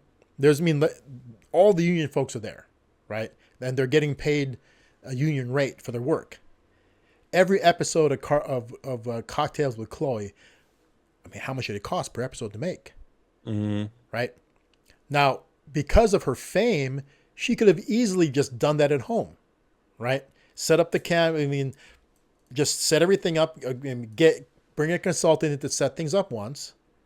If they want to pay somebody continuously, yeah, they don't have to but at that point, they don't have to pay they don't have to pay a union rate. You'll look up and do I'm just saying 1,000 just because you pay $1,000 for just one producer to produce the whole thing. Yeah. And after having the whole setup, $1,000 per episode, Nothing, and it'll make 10 times that. So how much you think an episode costs to produce on E? Oh no, definitely. Like you're looking at 30,000 each episode, right? Craziness, right? And I think that might be minimal. That might be minimal, right? Yeah. It's crazy, right? And then so you could a person could have. The Cocktails with Chloe is a great. It's a great idea. It's a bunch of people who, for them it's awesome because it's built in. They can bring in people who are just rumor mills. Just they can bring a lot of gossip into that, and people are just going to tune in to see a train wreck, right? Okay, we're going to watch a bunch of people who do dumb stuff anyway on social media, and they're going to be drinking. It's a perfect formula, right? Because they're bringing the people in with this fame, it's built-in audience. Now, of course, anybody can do this like I described on their personal time without very much expense at all, right? Yep. Will they get the automatic traction? No, right? But because it costs nothing to do, you can just keep doing it. And you can just keep doing it until it either works or until you decide it doesn't. And you can try something else, right? Okay, this podcast, this setup here, right? We each have a different level of investment for our studios, right? Right. And it wasn't, even at the highest level, it's not that much, right? It doesn't have to be that much, okay? Even if you get everything, it's not really that much in the grand scheme of things, okay? And then what does it cost to run it, right? If we wanted to just simply upload raw video, we could. We can upload it just as is. At worst, slap a header and footer on it. Not header and footer. Slap an intro and outro. Yeah, right? That's pretty much what we kind of doing. Yeah, cut besides it up. the clips. Yeah, that's it. It's simplified, right? Right. What do we do when we do this? Mine's the most complicated, but it's not that complicated. With mine, turn on the lights, turn on the camera, focus the camera. That's it, and then press record with OBS. And turn on Zoom. Send an invitation. You guys come on in. I turn on OBS, turn on Zoom. We record this. Right? Yeah. Easy. Yeah, you know what though? Because we're talking about content creators. I was gonna bring this up to you, right? Mm-hmm. So our main man, Shannon Sharp, we've been talking about Shannon Sharp a couple weeks, right? So as far as sports shows, right? Now he'd had to leave ESPN, but he always had his show with Ocho Cinco, Chad Johnson. Yeah. Called Nightcap. Now, because of his I guess his scandal, of course, Nightcap, he lost a lot of sponsorship. Okay. So I don't there's another sports show, right? It's called It Is What It Is with Cameron and Mace. I think I've talked to you about this show, right? Mm-hmm. Cameron and Mace is Cameron and Mace are not professional athletes. They never made it to professional. They played sports, but they never got to a professional level. These are really entertainers talking about sports. Because like I said, they're famous for, hey, niggas need to inbound the ball. That's just how it is.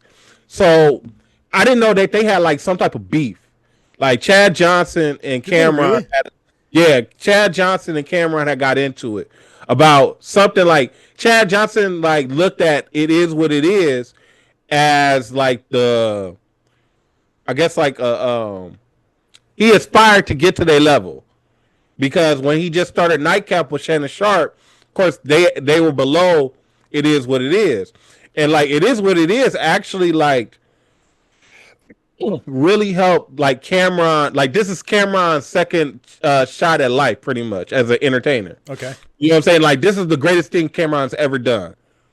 I'll keep it 100. Like podcasting and doing this is one of the greatest things he's ever done. On like if you parallel to his rap career, right? But Nightcap, right? This is the different production quality. It Is What It Is for Cameron and Mace is done in a studio, a nice studio at that. Sometimes they don't show because they do it every day. Sometimes they might not show up, so one might have to zoom in. Okay. While somebody's in the studio, or both of them in the studio and they have their co-host that's at the studio and they both zooming in. Nightcap with Shannon Sharp and Ocho Cinco is strictly Zoom based. Okay. Right?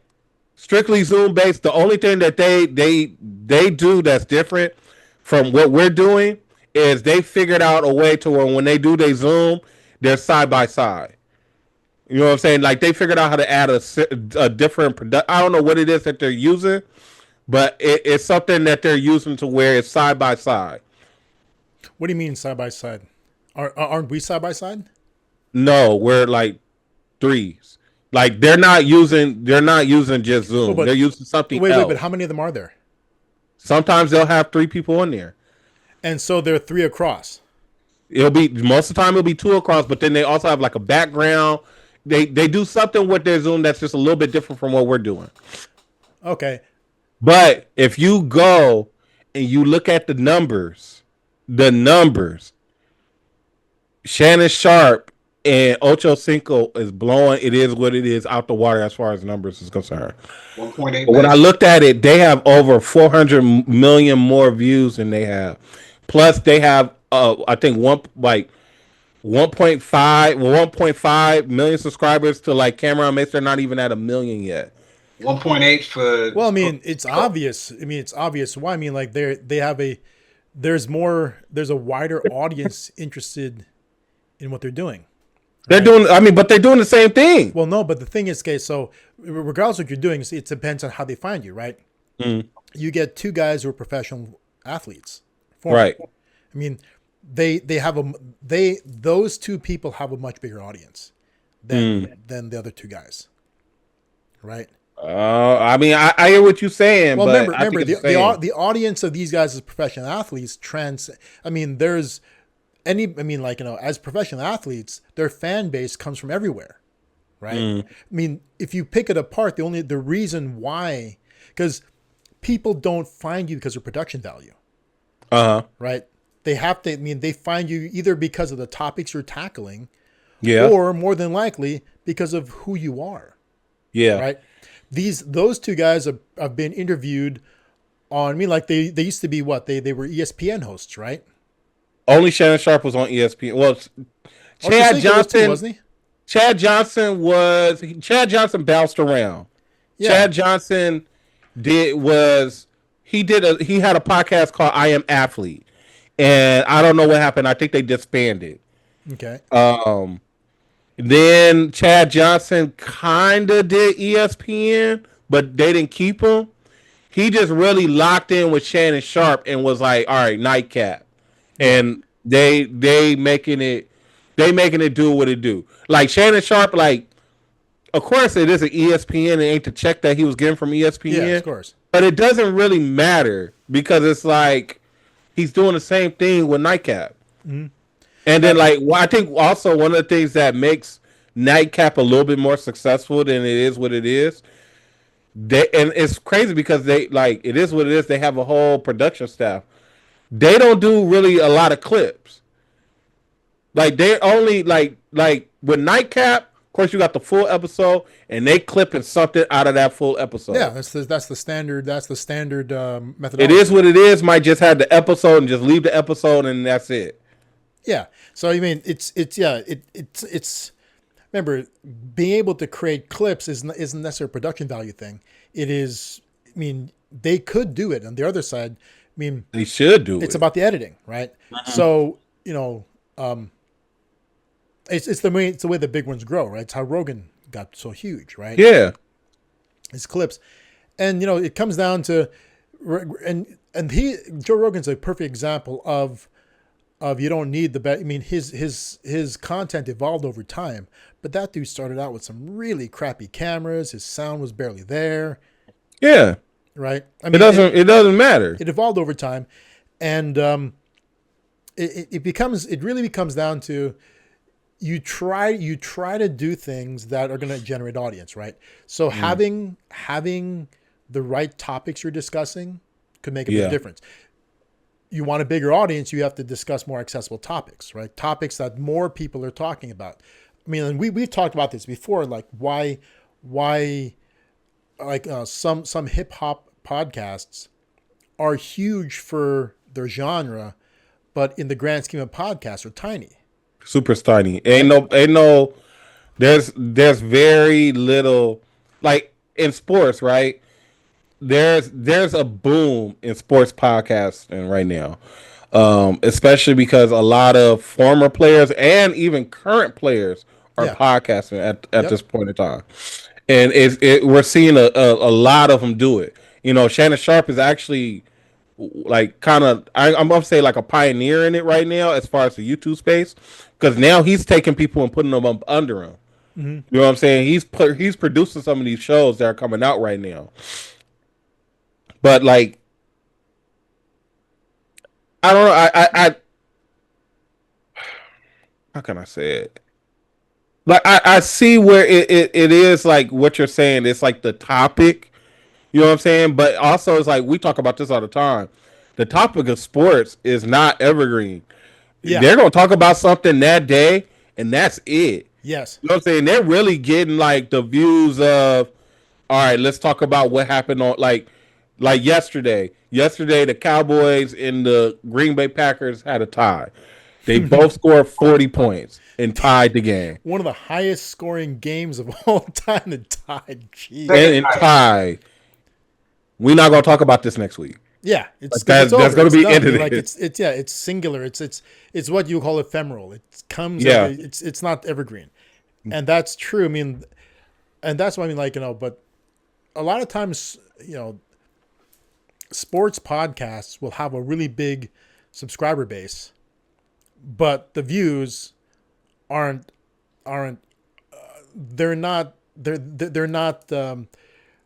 They're not large compared to the subscriber base. I mean, like you'll get some guys who will have a subscriber base that's small but crazy amounts of views. Right. Then you'll get others who have a huge sub base, but their views are low compared to the sub base. Right. Mm. So it's based on a lot of different things.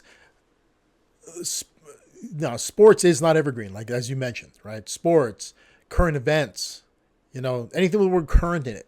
Okay. Anything based on news. Okay. Not evergreen. Right. Hip hop is like that too. Like can be, yeah. Because I think like the biggest ones right now, right? I mean, DJ Vlad is pretty big, but like that's kind of ephemeral because it's like he's always talking about current topics. Of course, he might have somebody like, okay, he interviewed Sammy the Bull, where it's like he got Sammy the Bull's full story. Did he really? Yeah. Oh no, he interviews people outside of hip hop. Yeah, yeah. But like I remember he interviewed like Teddy Riley. You get Teddy Riley's full story and talking about how he worked with Michael Jackson and stuff that you may have not known from Teddy Riley.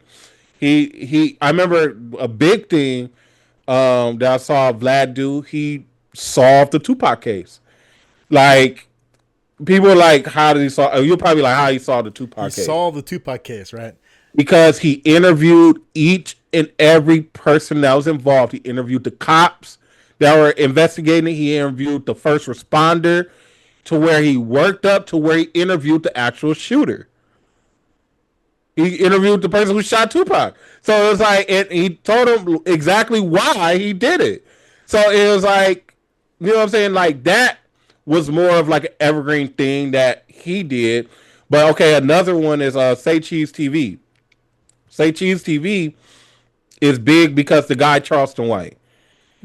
And Charleston White, and I can tell you, like, I've watched some of these interviews. It's very interesting at the time, but if you go back, because I think they've been doing this for about 5 years now, where Charleston White comes on there, and each and every time Charleston White is on Say Cheese TV, and he has other interviews too, but he does Charleston White at least once a month, and it's 1 million views each and every, plus the clips.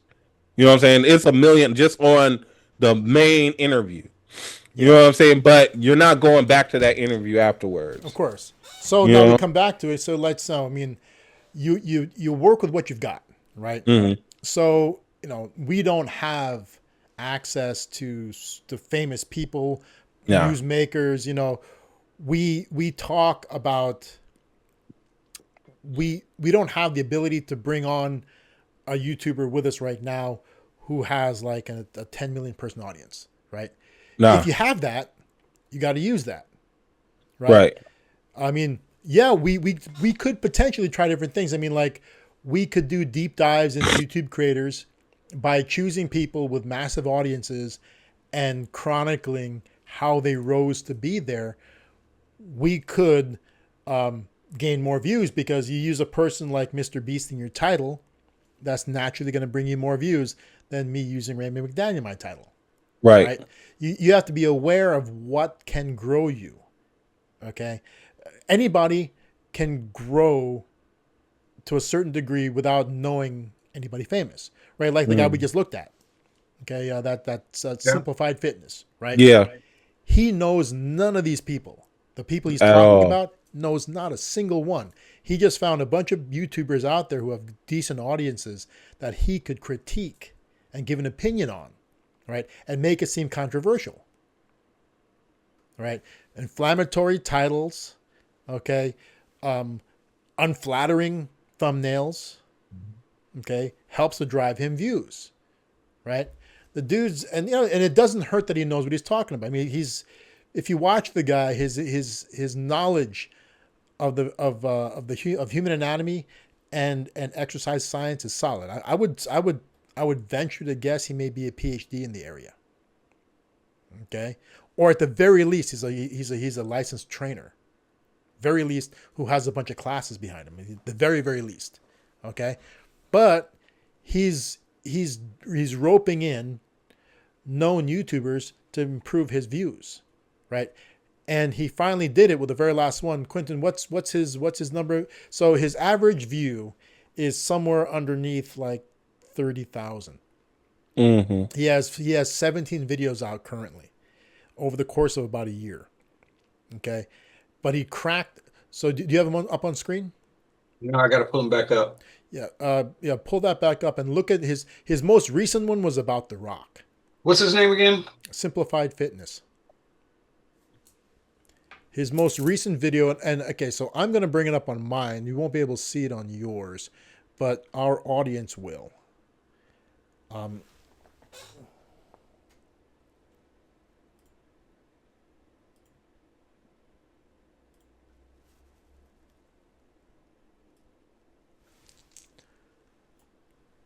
Okay, here we go. So this guy here, so simple, 17 videos. His first video has like 1,200 views, or it's either 1,200 or 12,000. Then he's got 97,000 views. Then he's got 6,400, 1,700. So he has videos under 2,000, right? This one has 573. Now finally on the Rock video, he broke he has 866,000 views. Only came out 9 days ago. So that video is gonna probably hit 1 million. Okay, and it's not because of a cumulatively built audience.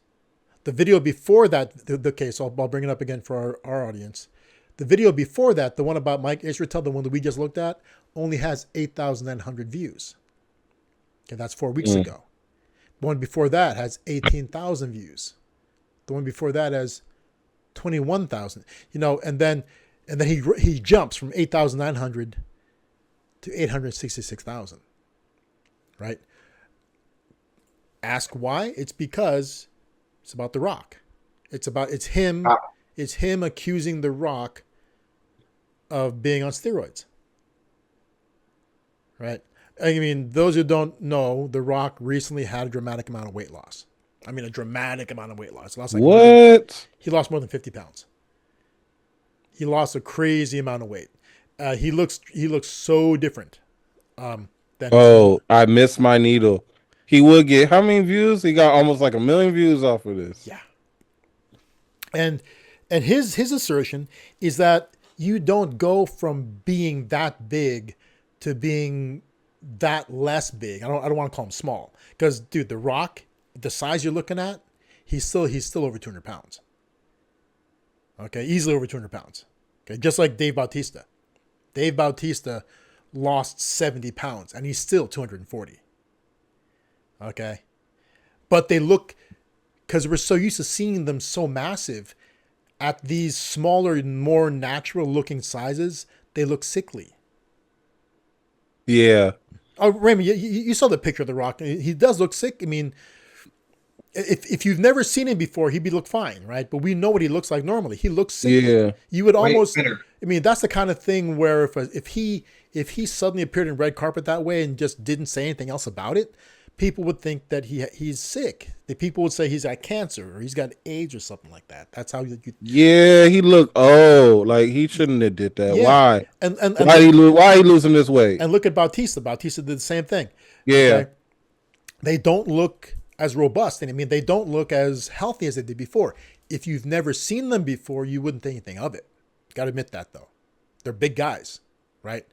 They're 6'5" plus. They 200. Bautista's 240 pounds still. He's massive. And The Rock looked like somebody's uncle. He does. He looks like somebody's uncle. He looks super thin, right? Yeah.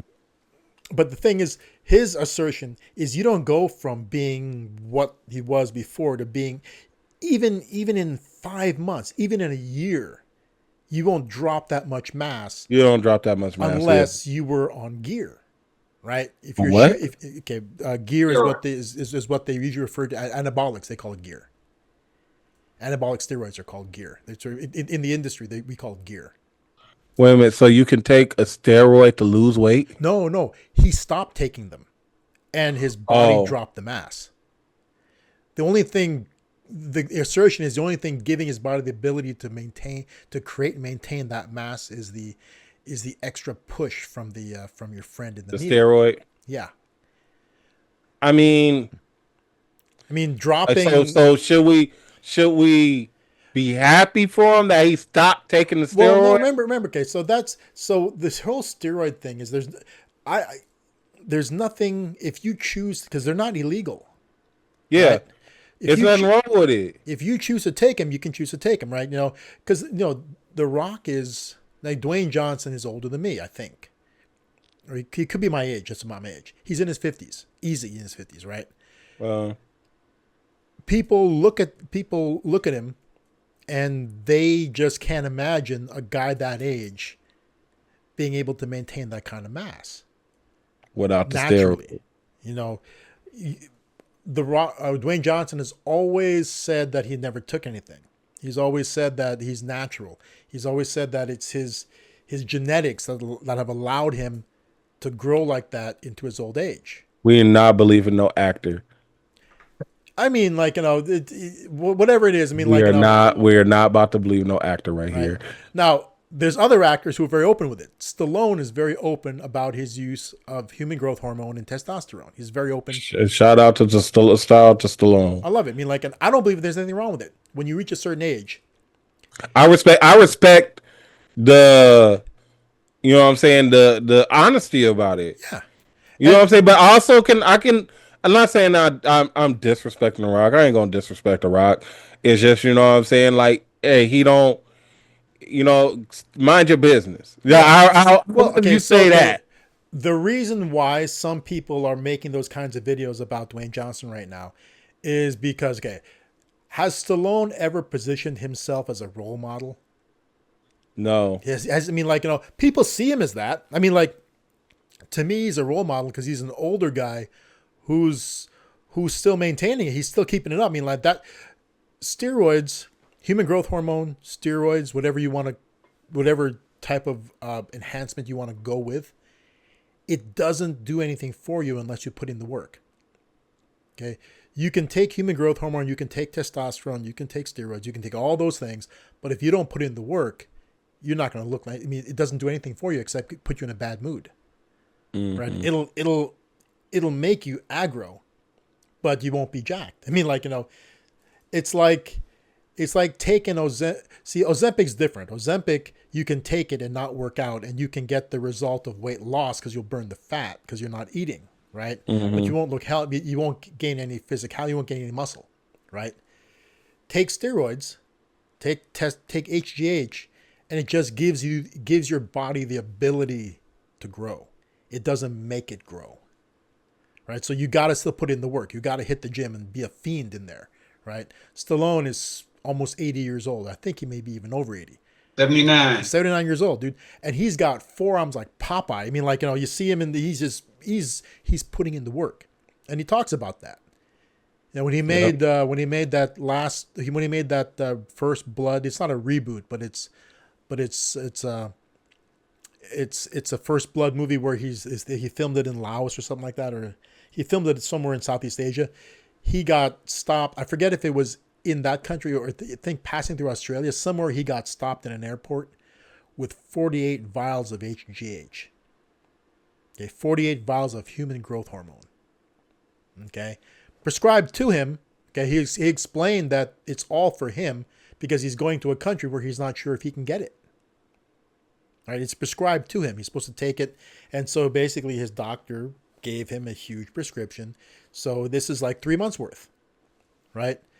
It's an amount that is considered like a dealing amount. So, and he went on late night TV. They're talking about that. Yeah, you were arrested in an airport and you were charged with trafficking, blah, blah, blah. Tell us about that. He's like, yeah, it's like, I'm 60 plus years old. In order to look like this, I got to be able to work out like I'm 30. And I can't do that without the help of, he talks about it, human growth hormone. It lets him work out like he's 30 still. If he takes it and doesn't put in the work, it's not going to do anything for him. You got to mean, like, he's an actor. I mean, like, he looked great. He looked great in that movie. He still looks good now for his age. Even, I mean, let's take away that qualifier. He still looks good, period. Yeah. Like, dude, if at my age right now, I wouldn't mind looking like Stallone. All right, looks better than me for sure. Right? Yeah. But he's honest, and he's never put himself out there as a role model for anybody. People look up to him and consider him, but kids don't really. I mean, like, he's not the role model for clean living. He's not that guy who does children's content. Right? When's the last time Stallone was like going to kids' schools and eat your vegetables and then listen to your mom? That's not Stallone. I mean, the dude smokes cigars and he drinks. He's an adult, right? That's the difference between Stallone and Dwayne Johnson. Dwayne Johnson does position himself as as a role model type. He talks about the discipline. I mean, he positions himself as being kind of squeaky clean. Yep. You can't know about him taking this jab. You know what I'm saying? At all. Yeah. The whole anabolics thing goes against his public image. It does. Yeah. You know what I'm saying? Especially, I don't know, man. Because it's just when you start calling him Dwayne Johnson, I just still remember when my aunties was like, yeah, he's going to run for president. And she was like, yeah, stop calling him The Rock. I was like, look, he always going to be The Rock, and you better not vote for him. We already saw what happened with this Trump guy. And I think I said something. I was like, The Rock. She was like, Dwayne. I'm like, The Rock. Yeah, he's taking great pains to become Dwayne Johnson again. Yeah, The Rock. It's still I just saw it. There's still video games where he's fighting people. He just wait a minute. He was just in the ring like less than a year ago. Yeah. Like, I don't care. You cannot be the president, bro. I'm sorry. You know what I'm saying? Like, it is what it is. I hope you have fun in your life because you did great acting. You were an amazing wrestler, but you can't be the president, bro. I don't want our president who will like come and do the union address, but possibly can go in the ring and choke slam somebody and give somebody the rock bottom. Like, no, like that's just not gonna happen. Will you let him be governor? The people's no. What is it? The people's elbow? Is that? Yeah, come on, man. This is a guy who was known for it doesn't matter what you know what I'm saying. He used to do that. It is like actually, I wouldn't mind him getting up there and doing his whole battle cry thing and asking if you could smell what the president's cooking. Man, nah. That's where I put my hoof down. No. And, I'm tired of this. And and actually, in that vein, I think that Triple H would make. He's actually Triple H. Not only plays a character in WWE, but he actually runs a big. He runs the WWE. I know. He's a true executive there. I mean, and he's not just there for show, right? Oh yeah. I mean, I could see The Rock as running for president with Triple H as his VP candidate. Man, that's when it. Okay, so think about this. You guys know, I don't know if you know this, but I think she's Secretary of Education. Oh. The Secretary of Education is Linda McMahon. Linda McMahon is the wife of Vince McMahon. Oh, really? Yeah. They never mention that. They always talk about Secretary of Education Linda McMahon, right? Yeah. She's been a Trump friend and supporter forever, right? Linda McMahon is Vince McMahon's wife. Yep. I remember she was on the show too. That's where her billions come from the WWE empire. Okay. Oh yeah, but I guess she just keeping the name because she ain't with Vince no more. Yeah. But she's known by it. But imagine that, dude. WWE is already in the government. Yeah, I mean, you would let him go governor though, Raymond? Jesse the Body was governor of Minnesota. He was guess what?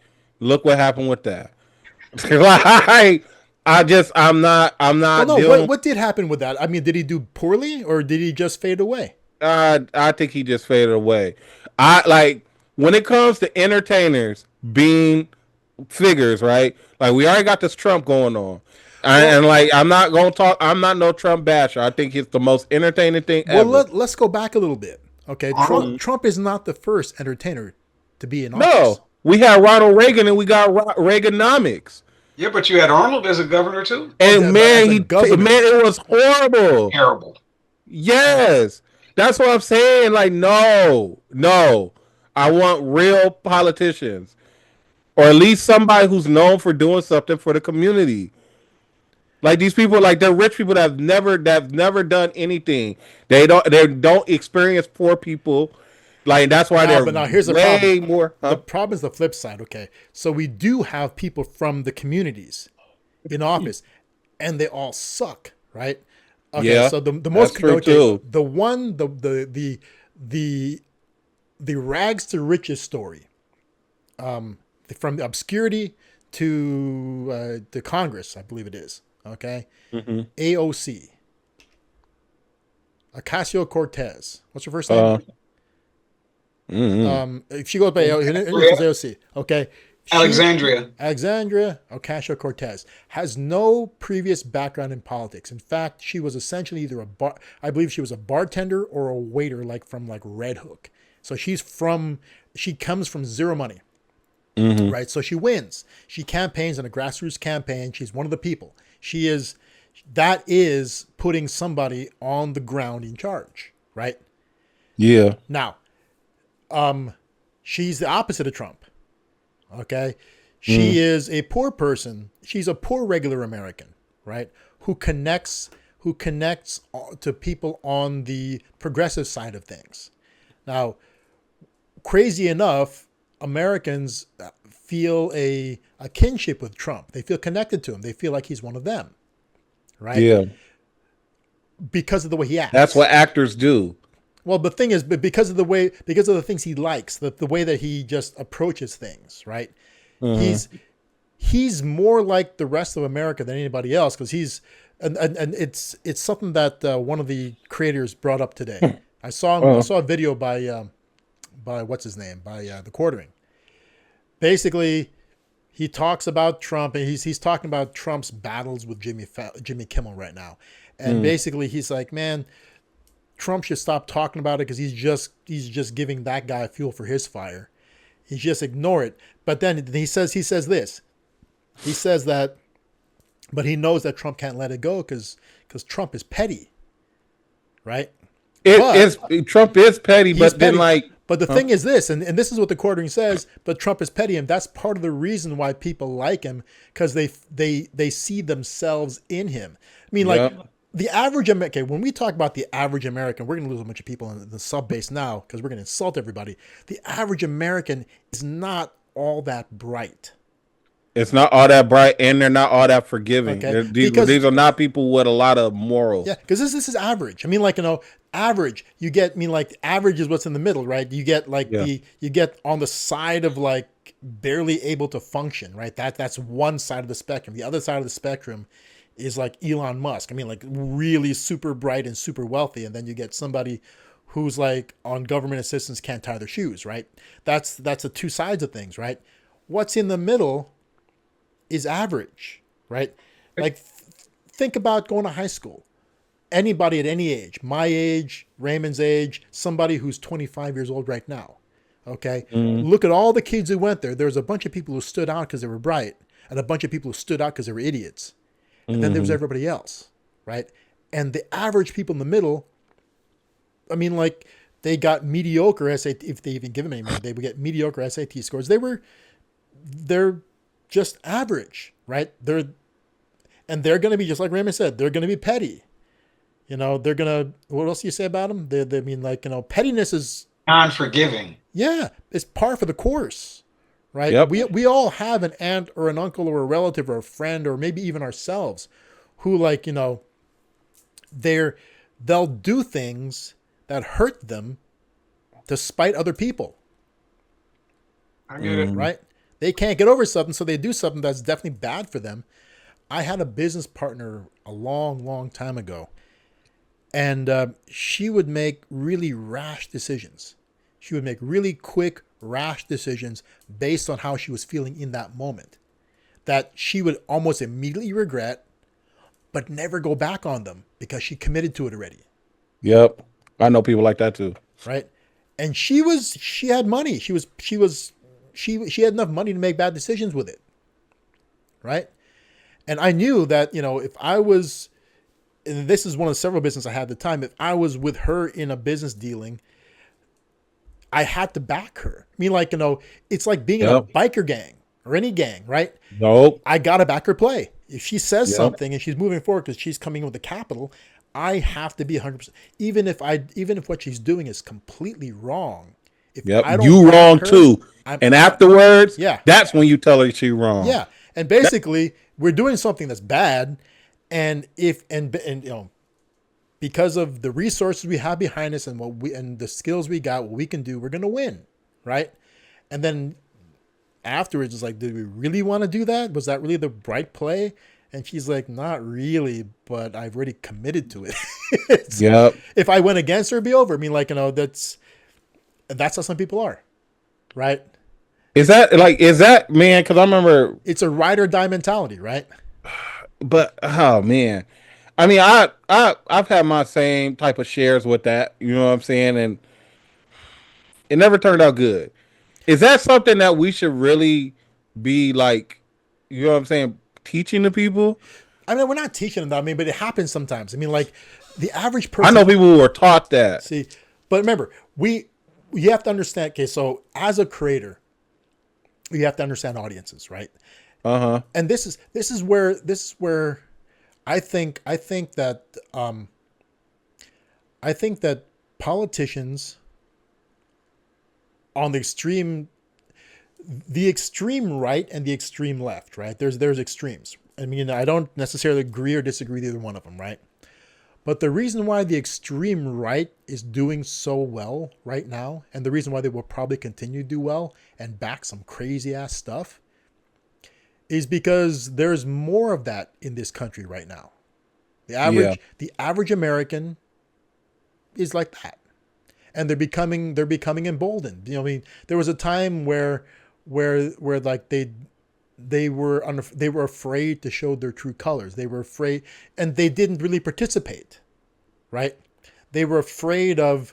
See, the thing about the progressive side of things is that they represent this intelligentsia, a smaller group of people with higher levels of education that think that, you know, they're more progressive about how we should be. And so they want to create a world that's better. I hate even giving people it like intelligentsia. I even hate giving them that because a lot of these people come up with stupid stuff. They do. And say stupid things. They do. Like you know what? Like yesterday, and like I feel like it was the smartest thing for me to do. But then as I was like yesterday, right? I had to go use the restroom. Like the seat was just very uncomfortable, so I just had to stand up. So I'm on the plane. I get to the front, right?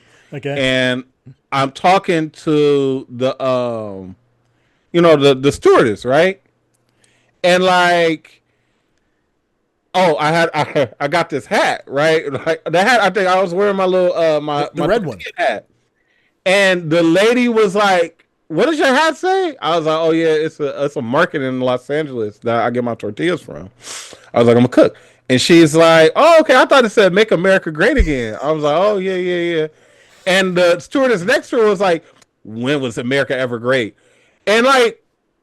I always think that is so stupid when people say that. Yeah. And it's like, have you been to these other countries? Like, you know what I'm saying? Like, wait, have you been to a third world country before?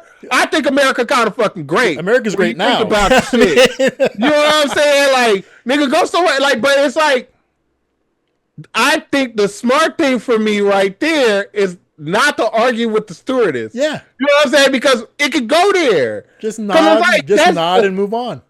But I think that's why, like, I feel like a lot of people who are leaning on the left, just, like, we give you think you're smart just because we don't feel like arguing with you.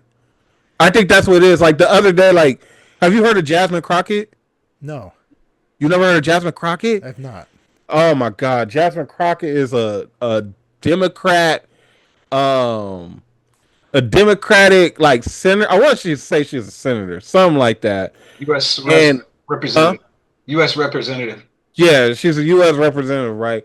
She says the most she's not known for doing nothing except for her commentary. Wait, so what side of the aisle is she on? You said she's she left. She's a Democrat. So she's like the Democratic Marjorie Taylor Greene. I don't know who Marjorie Taylor Greene is. You don't know her? She's basically Marjorie Taylor Greene is the anti-AOC. She's a gun-toting Republican from down south. She's the kind of person who I believe Marjorie Taylor Greene was speaking. This is going to be wrong, but she was at a podium speaking. I want to say it's on the steps of the Capitol, somewhere, right? And they're talking about rights, and she opened her jacket to show her firearm. Oh, so when's the last time you saw a congressman carrying? Congresswoman. Depends on if they're licensed or not, right? They could potentially carry firearms legally, right? Right. But even if they do, when's the last time you saw one brandishing it, right? You never do. Probably the closest you'll ever come was what's her name, the vice presidential candidate from Alaska. Oh, Sarah Palin. Yeah, that's like probably as close as you come because she poses with guns. But yeah, I mean that's Marjorie Taylor Greene. She does crazy crap like that. Nah, right? Like Jasmine Crockett, I think the governor of Texas is like in a wheelchair. She called like the Governor Hot Wheels. Like she said stuff like that. Like, okay. I think, like she got in front of a black church and was like, they're getting rid of all the Mexicans and we ain't about to go start picking cotton and fruit no more. Like, that's how she was talking. Okay. So she sounds ignorant. Yeah. She uses the black scent where it's like, bro, you not like, and you know, she's only using it because it got her far. Yeah. And it's like, no. So like why I brought her up is because they asked Trump about her. Oh, okay. They asked Trump about her, and I thought it was hilarious. They was like, Mr. Trump, Jasmine Crockett, and everybody in the room erupted with laughter. As soon as they said her name, all you heard was laughter. It was crazy hearing it. Everybody started laughing at her. What was his response? Huh? What was his response? She's not really a smart person. I don't even know why we're even talking about this. Like, you know what I'm saying? But there's the problem. There's the problem. Okay, so so the word intelligence, I know you don't like it, but intelligentsia does not necessarily refer to their intelligence level. Okay, see, this is how I take intelligentsia. Most of the people that I believe fall into the category of the intelligentsia, they're book smart people. Yeah. Okay, they're not, and they're book smart because so these are people with high educational backgrounds. They could at the very bare minimum, intelligentsia would. I mean, for me to consider a person in that, usually they're going to have a bachelor degree, master's, a doctorate. There's somebody who's been to a lot of school.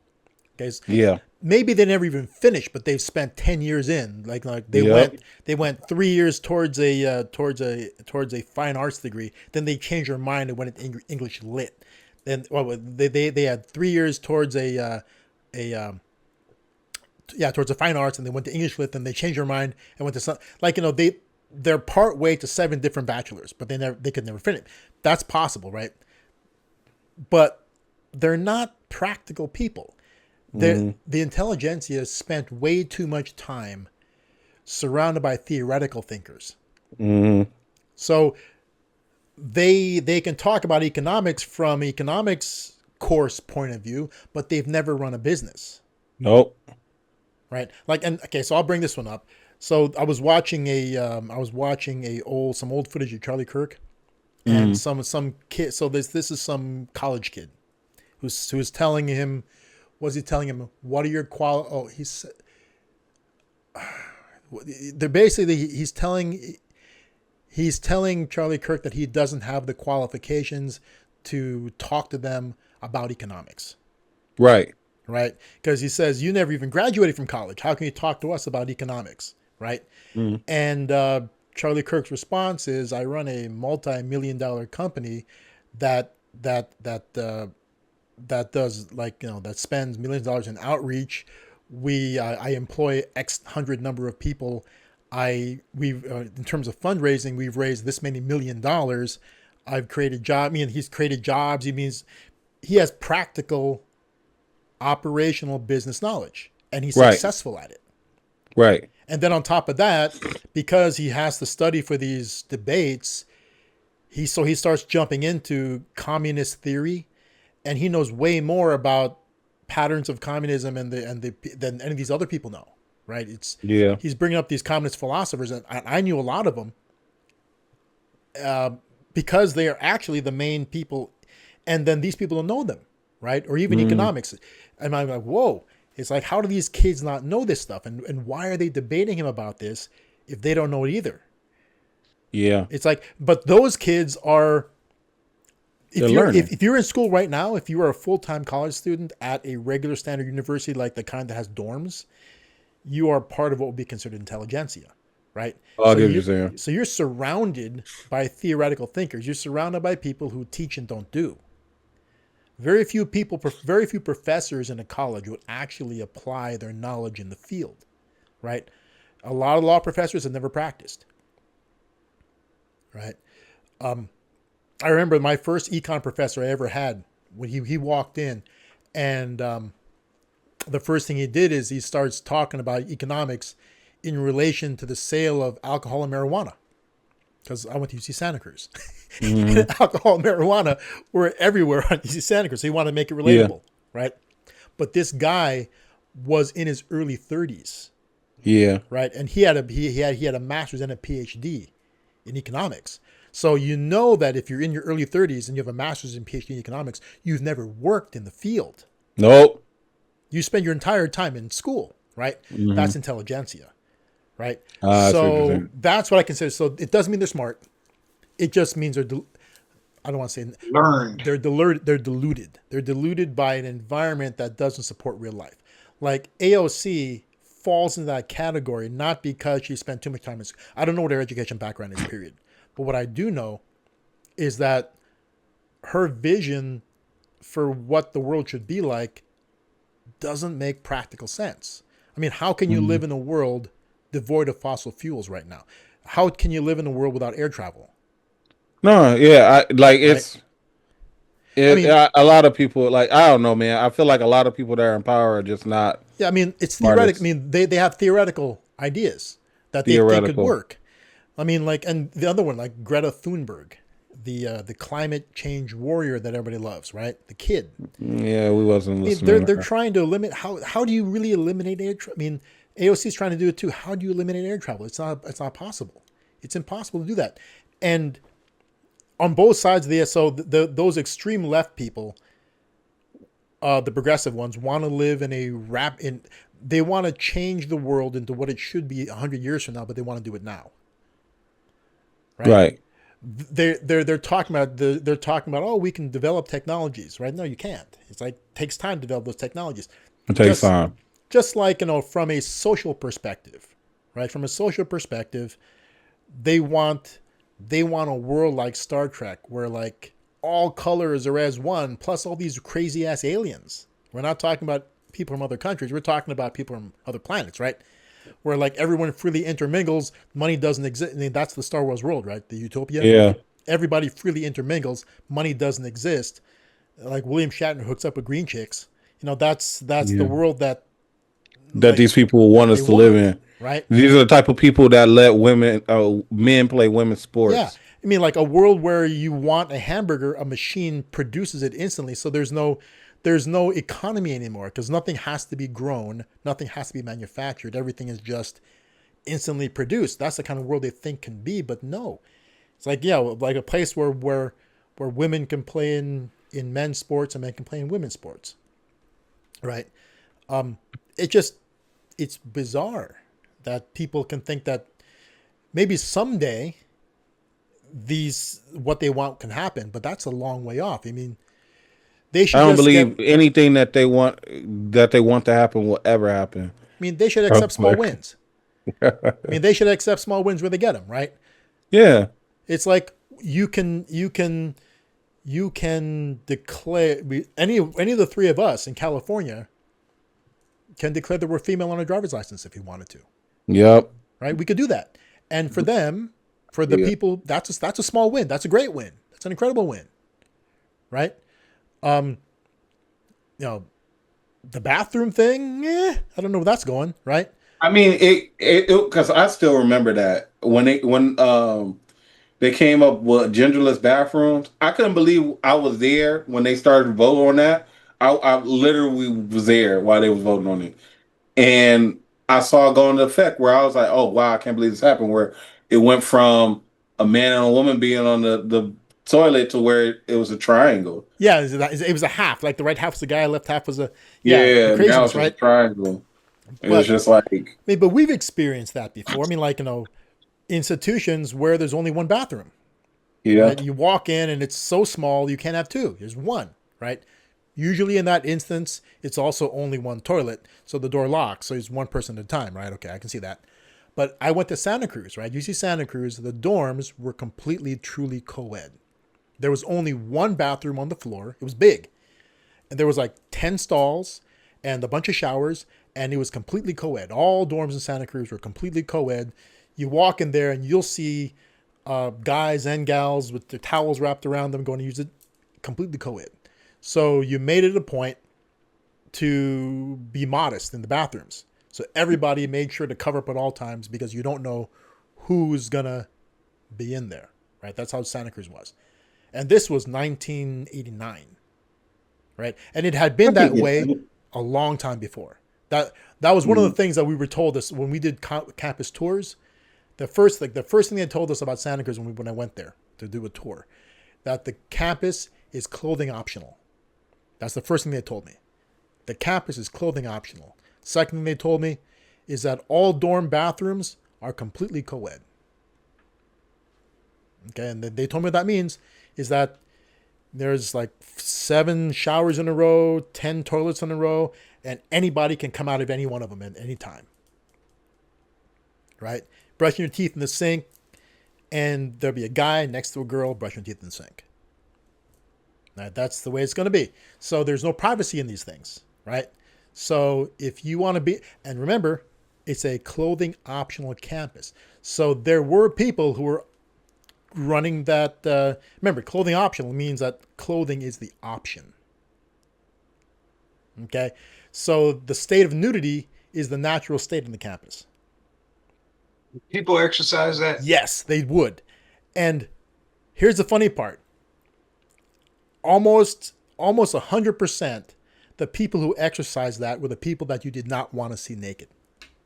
Not a single person you wanted to see naked was naked. Everybody who was naked were the ones who you would just be like, you mean like, that's the way it was. And so in those bathrooms, several times I would run across naked people just walking around, guys and gals walking around, everything just swinging, And it's normal. You can't see me like, hey, how's it going?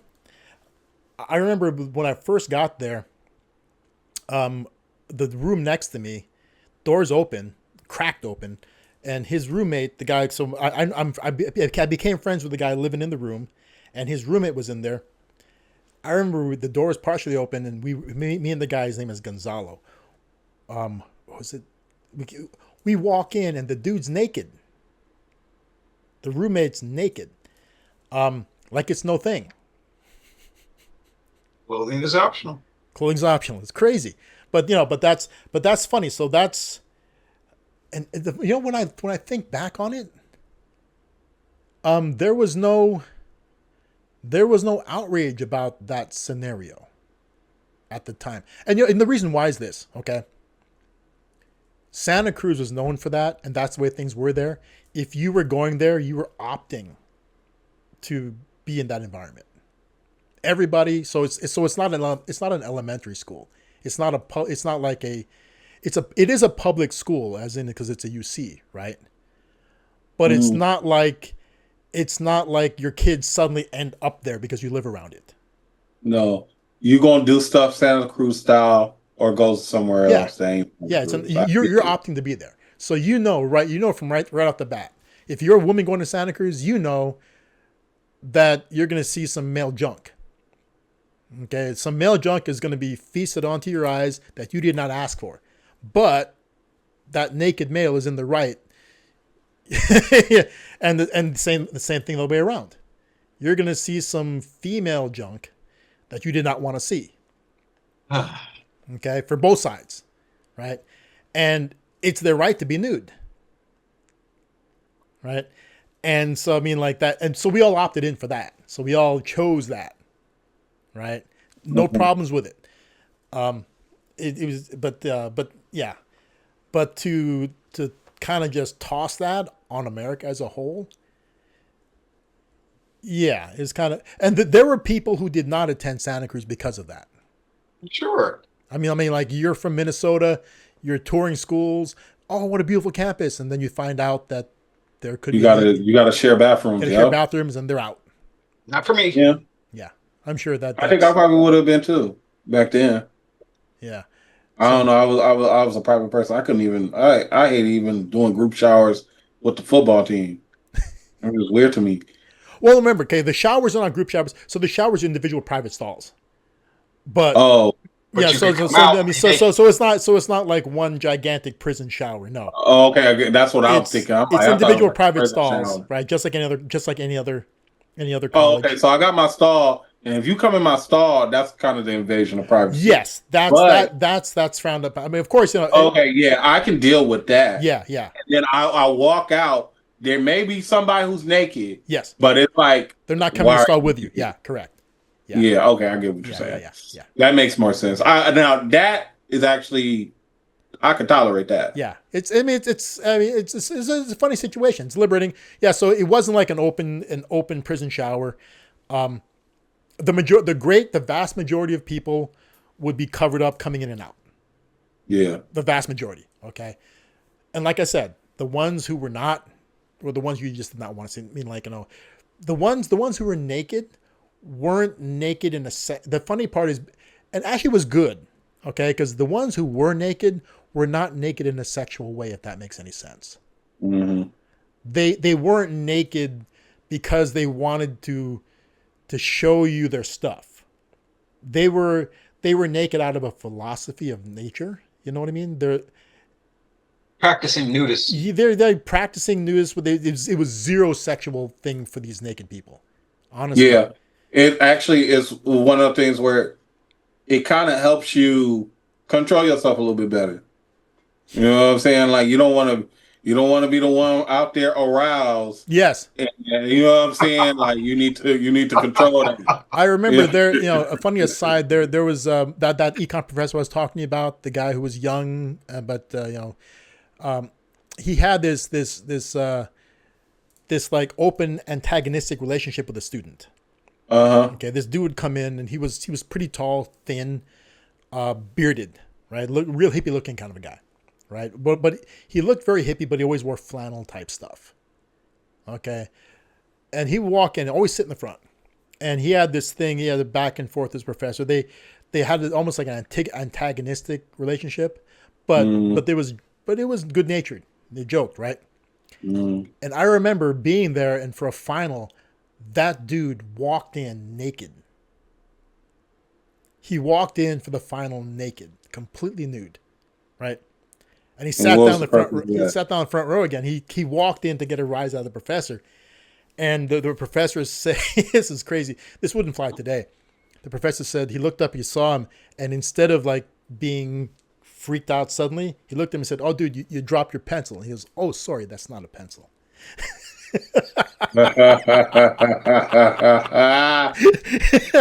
Everybody starts cracking up, and the guy left. The guy left the classroom. Embarrassment. He got him. Yeah, he got him. He burned him. That's how you handle that. That's how you handle those type of situations. He burned him. It was awesome. It's not get out. Nah, it would have been like, you know what? Oh yeah, we're gonna make fun of this. The naked boy has arrived. It was awesome.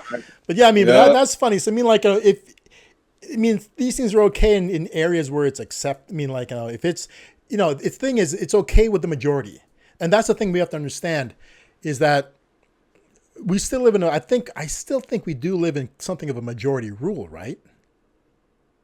That's the way things. I mean, we're in a minority rule. Where you think the majority rule anything? No. Remember the majority rule. I mean, like, what it is like, the majority of people who agree with something. That's usually what flies. I get it. That's, I mean, like, things that make sense, right? For example, like, the U.S. The great majority of people in the U.S. believe in the second. I mean, like, the U.S. has been created on the right to bear arms, right? And the great majority of people in this country agree with the ability to own firearms, right? Yeah, we actually should be agreeing even more, because especially with these liberals that are coming, because you want to fight against. Because I just saw somebody say this in the interview, and I never knew that it was the reason why they have it is for you can fight against a tyrannical government. Yeah, that's what it's for. Oh, now, did you know this? So, in the olden days, up until 18 something, up until late 1800s, okay, they eliminated this, but it was on the books that U.S. males were supposed to own a firearm in the caliber of the military. Okay, remember, it's for the purposes of a militia, right? Yeah. So we're able to rise up against tyrannical rule, but we're also supposed to help in the defense of the country. True. Every male was supposed to have a firearm that was chambered in the caliber of the current U.S. military. The problem was is that they didn't enforce it because they kept changing. They kept changing issue calibers so frequently. Oh. Because firearms were evolving, right? And they kept changing so rapidly, it would be impossible to keep up with that.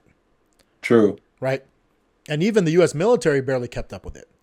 right? So they canceled that late 1800s. So Yeah, we definitely ain't got no military caliber weapons right now. in the oh yeah, we do. I mean, like, because okay, so this is what it means, right?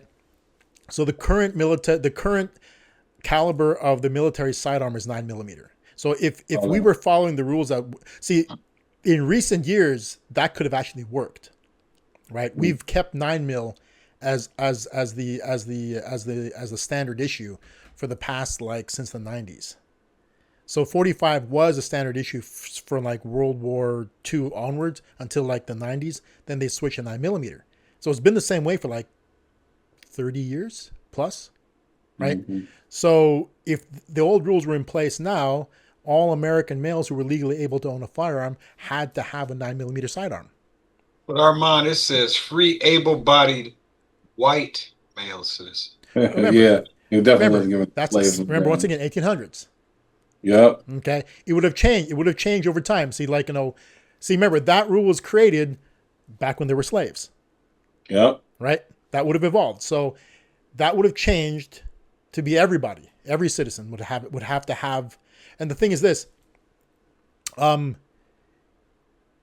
if you were in a militia, they'd provide a firearm and training. Right. If you were a private citizen, not in an organized militia, they actually had a department that provided free firearms training.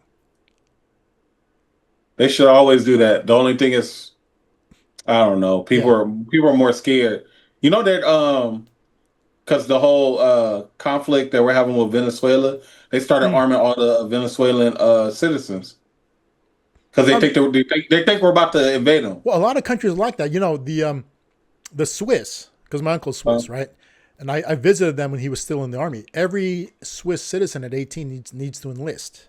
It's compulsory. Every Swiss citizen needs to serve, and they serve their 4 years, and some of them stay in. A lot of them just do their 4 years and it's done. But after they get out of 4 years of active service, it's either 2 or 4 years, they have to be in the reserve.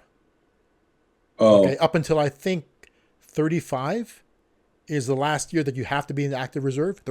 And I went to visit my relatives in Switzerland during the week that my uncle was called up to active duty, because they all have to come into active duty once a year, I think it is. Mm-hmm. And so I actually went with him to the base to do marksmanship training, and they all have all the guys in active reserve have their military weapons at home with them. You know what? I don't agree with it, because if America did that, like, just think if America made everybody go into active duty just for 4 years. Like, well, not everybody, but at least every male. Yeah. That will be insane. Well, Switzerland, think about it. Switzerland's like that. Israel's like that. And so is Israel definitely like that. And so is South Korea. Yeah, but those are all people that are under direct threat. What's that? I mean, besides Switzerland, like, Israel's always under direct threat. South Korea is not. I mean, yes, South Korea, are. They're always in direct threat with North Korea. Not really. I mean, like, but they've always been that way. I mean, I will always, like, as South Korea, we always be prepared, because every Kim Un, Kim. But there's a difference though. See, Israel actively gets into conflicts. Yeah, there's a difference. Okay, now the Philippines is different too. The Philippines, we don't have compulsory military service. We don't have that, right? But we are. Okay, in talking to some of my friends in various special forces around the world, right? Mm-hmm. So, when I owned the bar, I had a lot of our clientele was from that arena, right? They would often say that Philippine special forces was something to be reckoned with, not because they had necessarily the best training. Definitely equipment wise, they were not something to be reckoned with. Training wise, but they had the most experience. Because the Philippines is in constant combat with itself. We have the South. No, the South. The Southern Philippines are Muslim, and we have Muslim terror. We have you have terror groups. I forgot about that. So they're constantly at war. So for the longest time, they were at war with the communists. They had communists hiding in the mountains, so they were at war with them. Then came up the Muslims in the South, right? So we had what's called the Moro Islamic Liberation Front. This is what's funny. So it's actually called, it's been around since the 60s, I think, or the 70s. They're called the Moro Islamic Liberation Front, and their acronym is MILF, and they usually go by MILF. MILF, of course, spells MILF. Yeah. Which means something different to us now. But the Moro Islamic Liberation Front is a terrorist organization in the southern Philippines that spends a lot of time kidnapping people. Yeah. If you're in the southern Philippines and you're not foreign, you run the risk of being kidnapped for ransom constantly. And so the Philippine military is constantly down there, in maneuvers, and they're actually in combat. And that's why they say that the Philippine Special Forces are something to be reckoned with, because they have a lot of actual combat experience, way more combat experience than most SEALs will ever have. True. Okay, because they're it's 24/7. They're at war, right? Now, a country like the Philippines doesn't have compulsory military service, but South Korea does, Israel does, Switzerland does, a couple other countries have it too, right? But could you imagine if the U.S. had that? Every male had to serve in the middle, and it's always males. That's what I was saying. Israel is every citizen, period. Yeah. Okay. Because we might have to fight a mouse one day. Yeah, the Israel's are bad. I mean, the Israel ladies, man, yeah, they serve. They really do. Yeah, I heard some of them walk around with, even if they're not active, they get to run around with AKs. Yeah, they stay armed. ARs. They stay armed. Yeah, yeah. Every 100%. Wow. 100% of them have to do this. So, but could you imagine if every man? Now, of course, it being America, if this was the case, by now, if every male had to serve, by now the progressive side of things would lobby to have females serve too. It's like, oh, how come only males can serve? I can imagine that, which isn't bad, right? I'd be like, you want every woman to no. Could you imagine if every U.S. citizen had to serve for let's say, in most of these places it's 2 years, I think it is. You got to serve 2 years in the military, active military, 2 years, and I think it'll be less. It'll be less crime. Oh, for sure. There will be more patriotism. Way more. And then I think really racism might decrease. Potentially. Because you become responsible for each other. Exactly. Right? I mean, it could be a good thing. Maybe, of course. The only thing is, like, why I wouldn't agree with it is because the wars that we've been in are questionable. I mean, and we will be in a lot of questionable situations. Well, think about it. Okay, so after Iraq, I was like, everything is questionable. Well, so Israel, I mean, Israel is highly questionable, right? The things super questionable. I mean, Israel by its very existence, Israel just begs for trouble, right? It's like they established an Israeli state in the middle of people who hate them. Right. Right. I mean, Israel didn't exist prior to World War II. I mean, Israel was created by England, pretty much. Yeah. After World War II. I mean, they have to resettle these people somewhere. Let's give them land, right? And they had to take it from somebody, right? And they were like, oh, we're going to take the actual Holy Land. Whereas, that wasn't your Holy Land. You lost your mind. Remember, though, the way things work. I mean, and that's how stuff... See, it would not be a problem today if they stayed with the might makes right principle. What? Okay. Do you remember, I believe it's Roosevelt, the first Roosevelt, Teddy Roosevelt, had a saying, speak softly but carry a big stick. Right. He had another thing. They described his version of diplomacy. Do you remember the term? Gunboat diplomacy. When the U.S. went into the Caribbean area, I mean, to get stuff done, right? Basically, we rolled in with gunboats. And we told you what we wanted. He's like, hey, could you do this for us? With a flotilla off the coast ready to bombard you, right? Right. That's the meaning of speak softly and carry a big stick, right? Mm-hmm. You ask them what you want to ask them, but you have this whole entire fleet offshore ready to bomb you into the freaking ice. See, that's the way. See, the might makes right philosophy is the reason why they were able to create Israel in the first place. They won. Right. They won. So winning the war gave them the right to make Israel, because the Middle East was involved too, right? So the losers were the ones who ran these. I mean, So basically, if you lost, we can rearrange however we want to. They Right. divided up Germany. A country Right. was divided among. So Russia got a chunk of it. The city of Berlin was divided into East and West Berlin. Right. Right. Put a freaking wall up and put a bunch of landmines in between. Right. Uh-huh. And people trying to leave the East were getting shot. Okay. The Berlin Wall. Remember that thing? Yeah. It was able to be done because they won. They won. You got to realize Russia was our ally in World War II. So when we took apart Germany to make sure they couldn't reassemble and be a threat again, they got half, we got half. I mean, like, that's how they did things. So Germany had to be deunified because we said so, because we won. Right. Right. We bombed the hell out of Japan. They surrendered, and then the U.S. ran it for a while. Yep. We Now felt they can't have nothing. They can't have nuclear weapons. we nothing felt like so that. bad about bombing them that we paid to rebuild it, though. Okay? Yeah. The Philippines is pissed about that because the Philippines got the crap bombed out of it during World War II, like brought down to rubble. But because the U.S. didn't do it, they didn't pay for the repairs. Oh, by Japan? Yeah, Japan just bombed the crap out of us, right? Japan, I guess, it's crazy because it was just a small island, but they were terrorizing everybody. Oh, Weren't dude, they terrorizing? Japan was a terror. I mean, during World War II, they were like the worst. And this was crazy. So we won. Well, technically, the Philippines won because they're part of the Allied group, right? Yeah. But we got nothing. Like the country is bombed down to like the foundation of it. And prior to World War II, we were a protector of the U.S. And so, and this is going to be simplified, but rather than help us rebuild it, they gave us our freedom.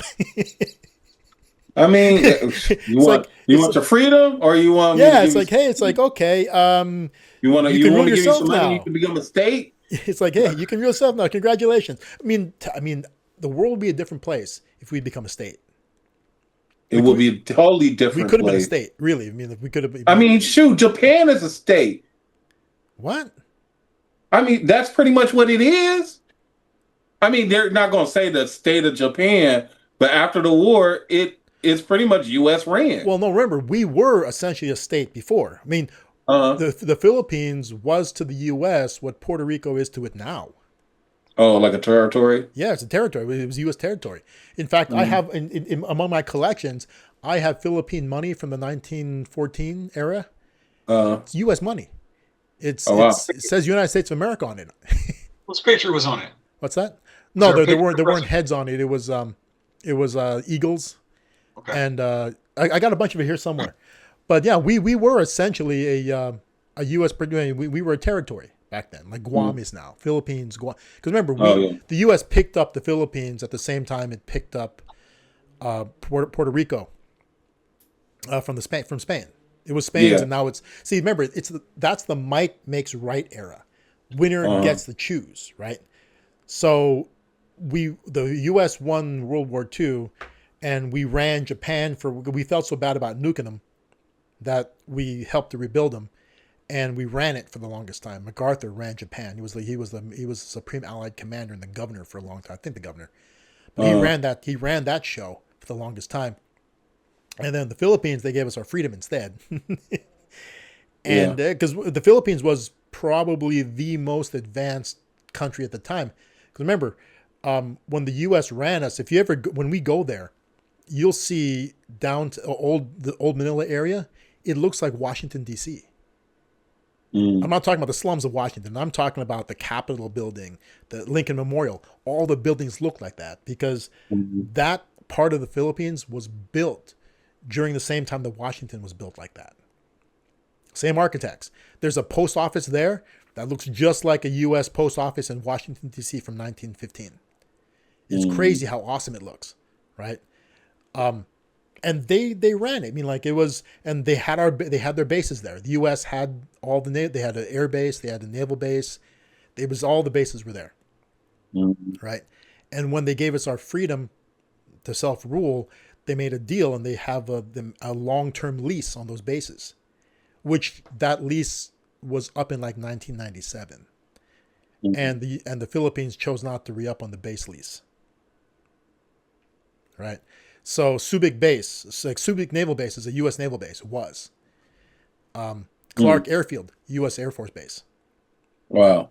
Yeah, and that's U.S.'s foothold in Asia, right? That's the Philippines allows them to have a military presence constantly in place in Asia. Yeah. Right. They've renegotiated stuff. I think things have changed, but yeah, that's how it was. Right. But I'm getting back to the point of, so in the old days, up until World War II, you won, you do whatever the hell you want. Right. So think about it.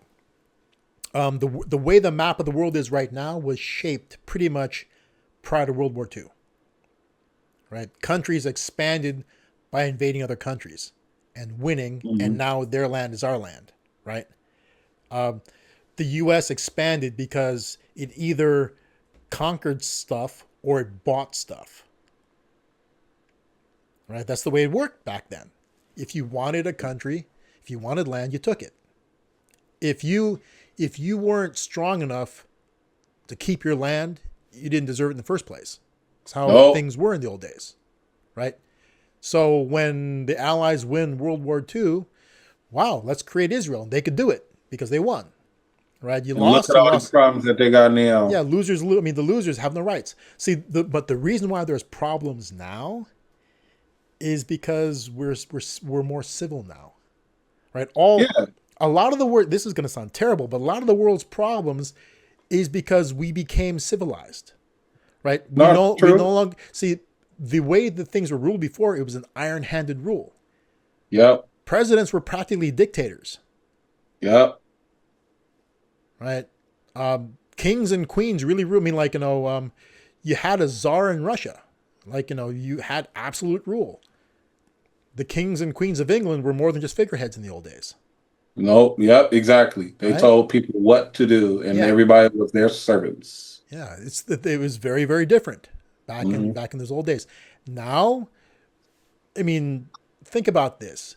If it was 1945 and Russia wanted to invade Ukraine, they could hit Ukraine with everything they wanted to and take it, right?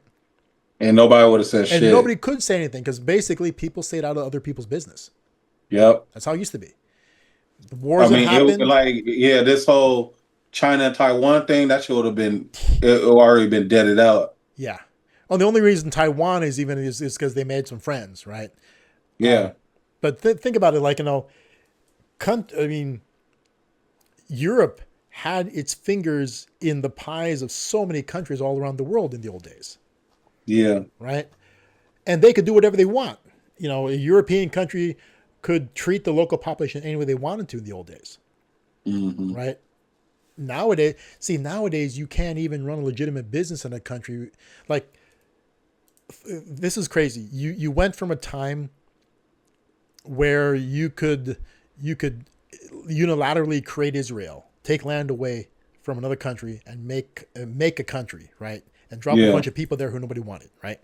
We went from a time you could do that and no one could say squat about it, to a time where a businesswoman what's her name? Who was Kathy Lee Gifford? Remember Kathy Lee?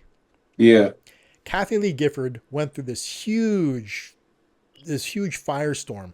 Kathy Lee her clothes were in Kmart. If you guys remember what Kmart was. Yeah. Uh-huh. Her clothes were in Kmart, the Kathy Lee collection. And she got exposed for having child labor in Panama, Guatemala, somewhere down in Central America. Okay. But here's the thing.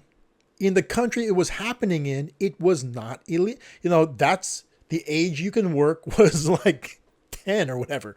That's not probably right. But, kids could work in that country. It's legal there. It's legal. Right? She has a factory there because it's so cheap to have a factory there. And the labor practices are legal. Right? So when you really think about it, that actually helps out that country's economy. Exactly. I mean, who are Americans to take away jobs from kids in Guatemala? If that's what it is. I mean, shoot, the more they working at their young age, more money comes into their country. Because I remember the story of Taiwan, and I think that's very it's inspirational. They started by doing whatever they could, because they just got to this island, wasn't shit. Mm-hmm. To where now they're doing computer chips. Yes. Where now they got friends. If Taiwan wasn't doing anything, if Taiwan wasn't doing computer chips or wasn't the leading chip manufacturer, China would have been took that and nobody would have cared.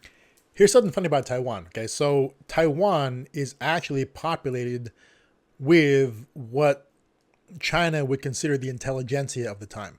Yeah, Chinese Democrats.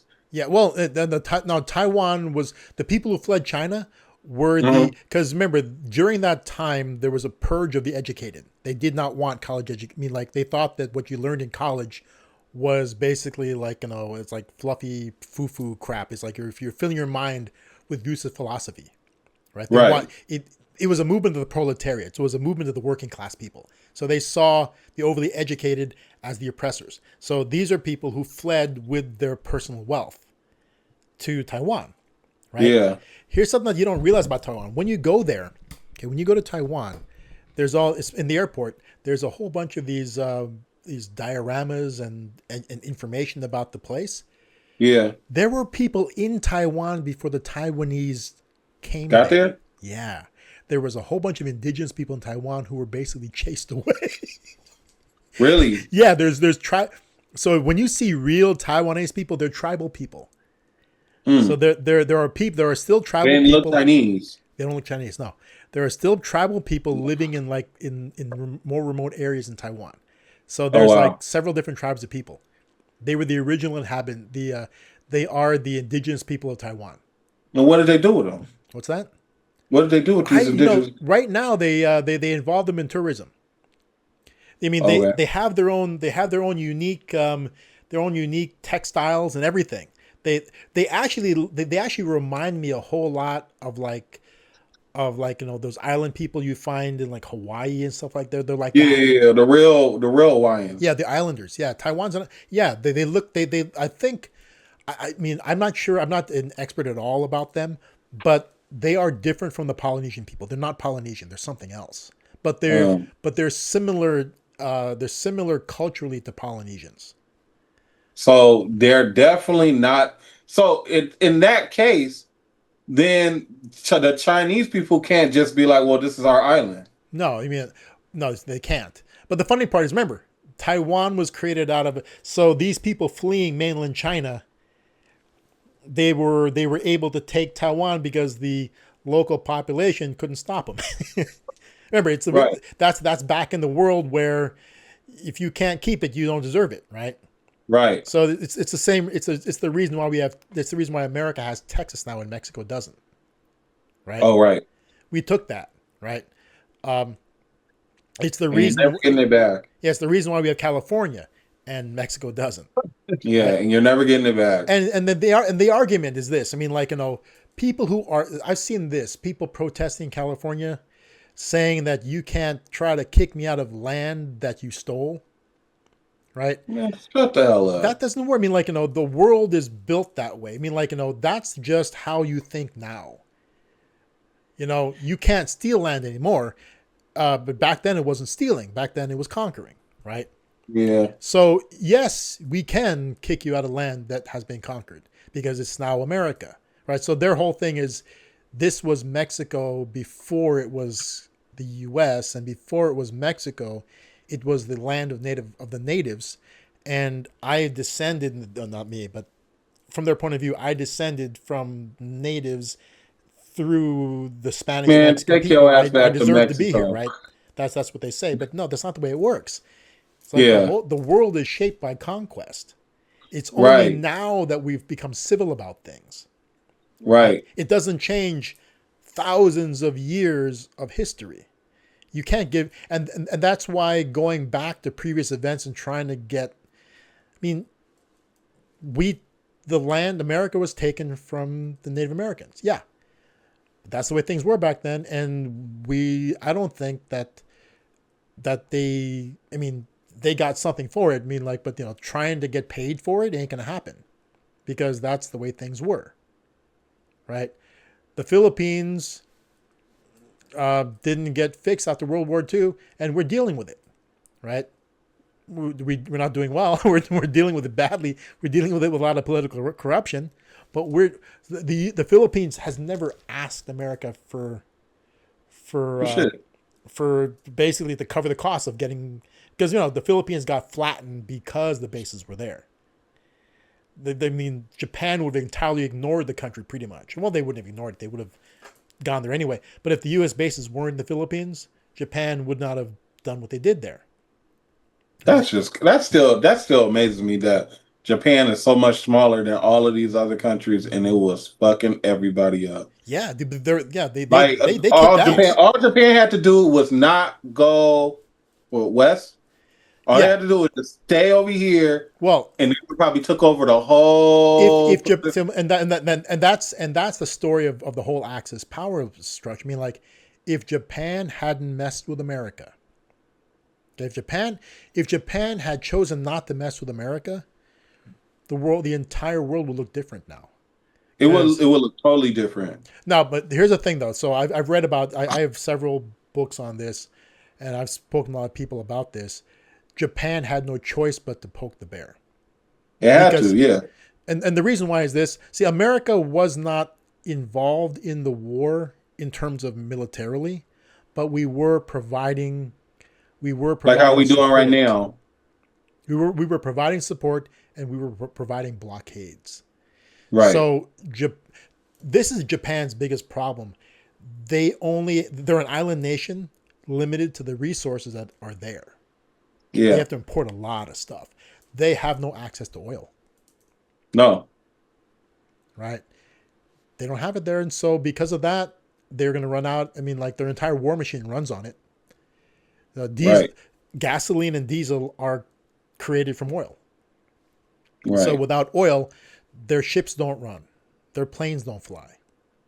Yeah. And it's not like you was getting it from China or something like that. Yep. So America wouldn't supply them, and we were blockading anybody, and so they had to come after us at some point in time. Oh, okay. So it was more of like, it wasn't like probably if they had to think about it, or say if they found an alternative source.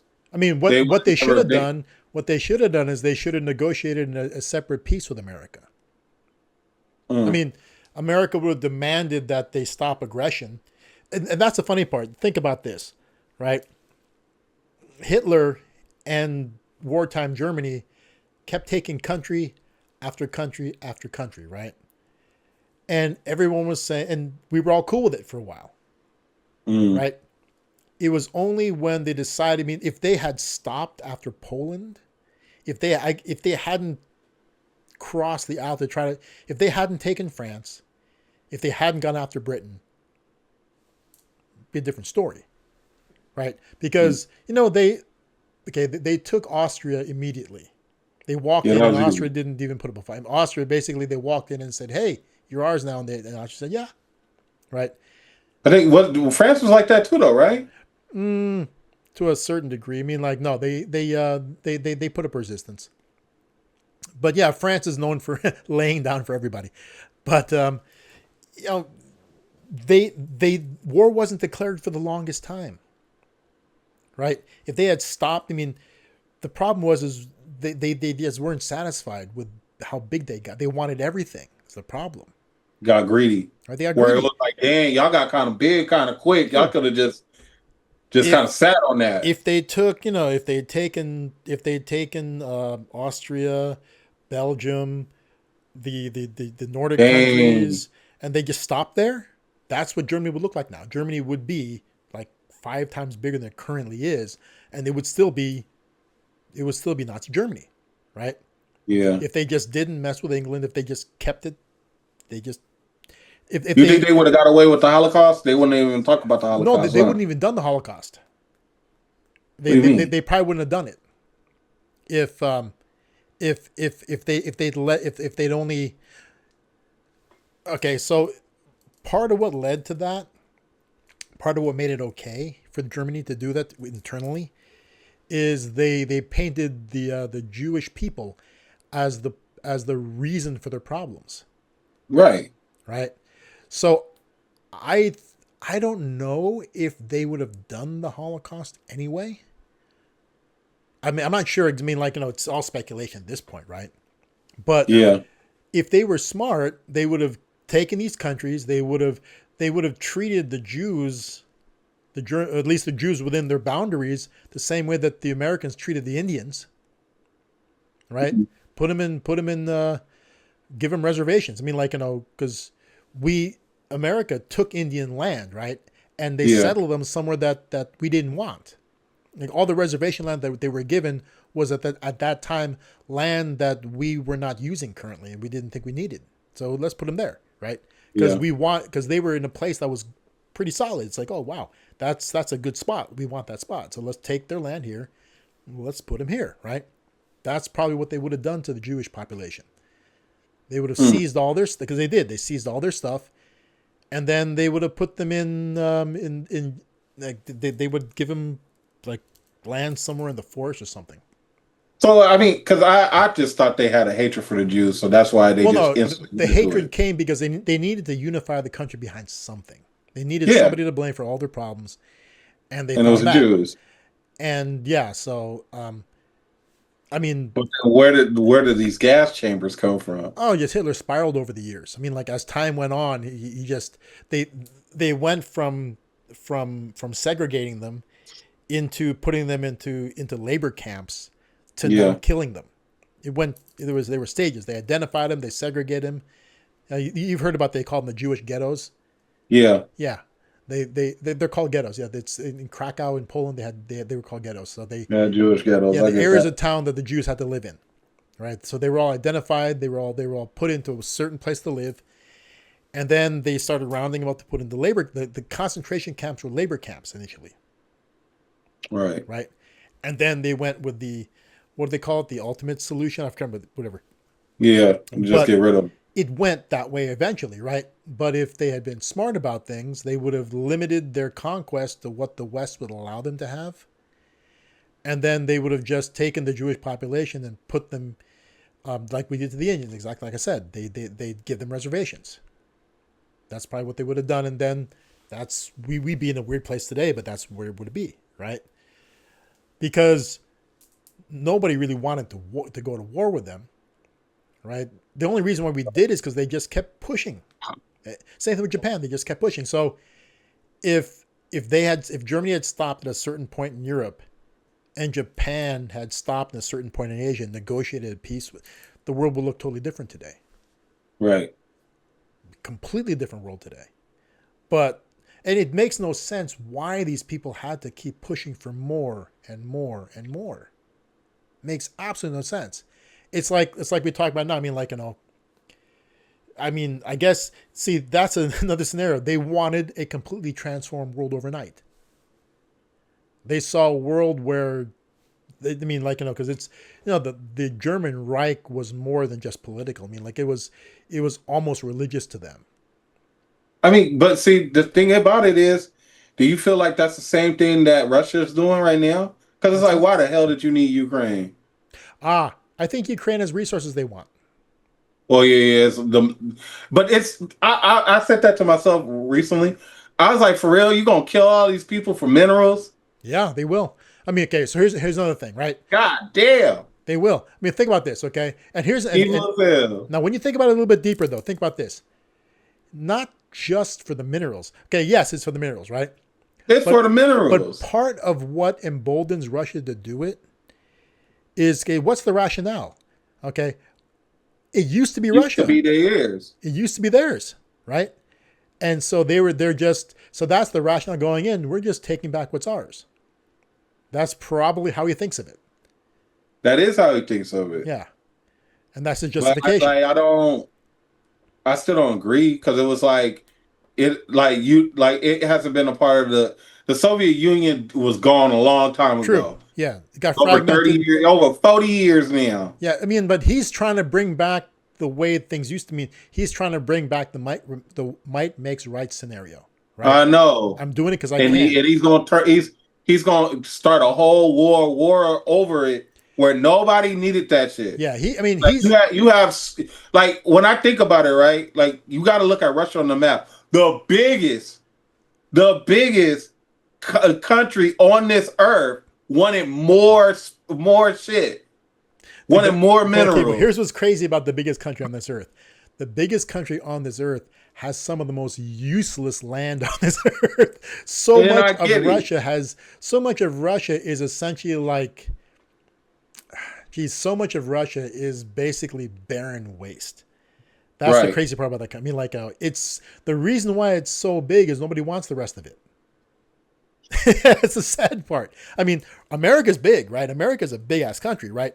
But, but the land is fruitful. I mean, the land is good.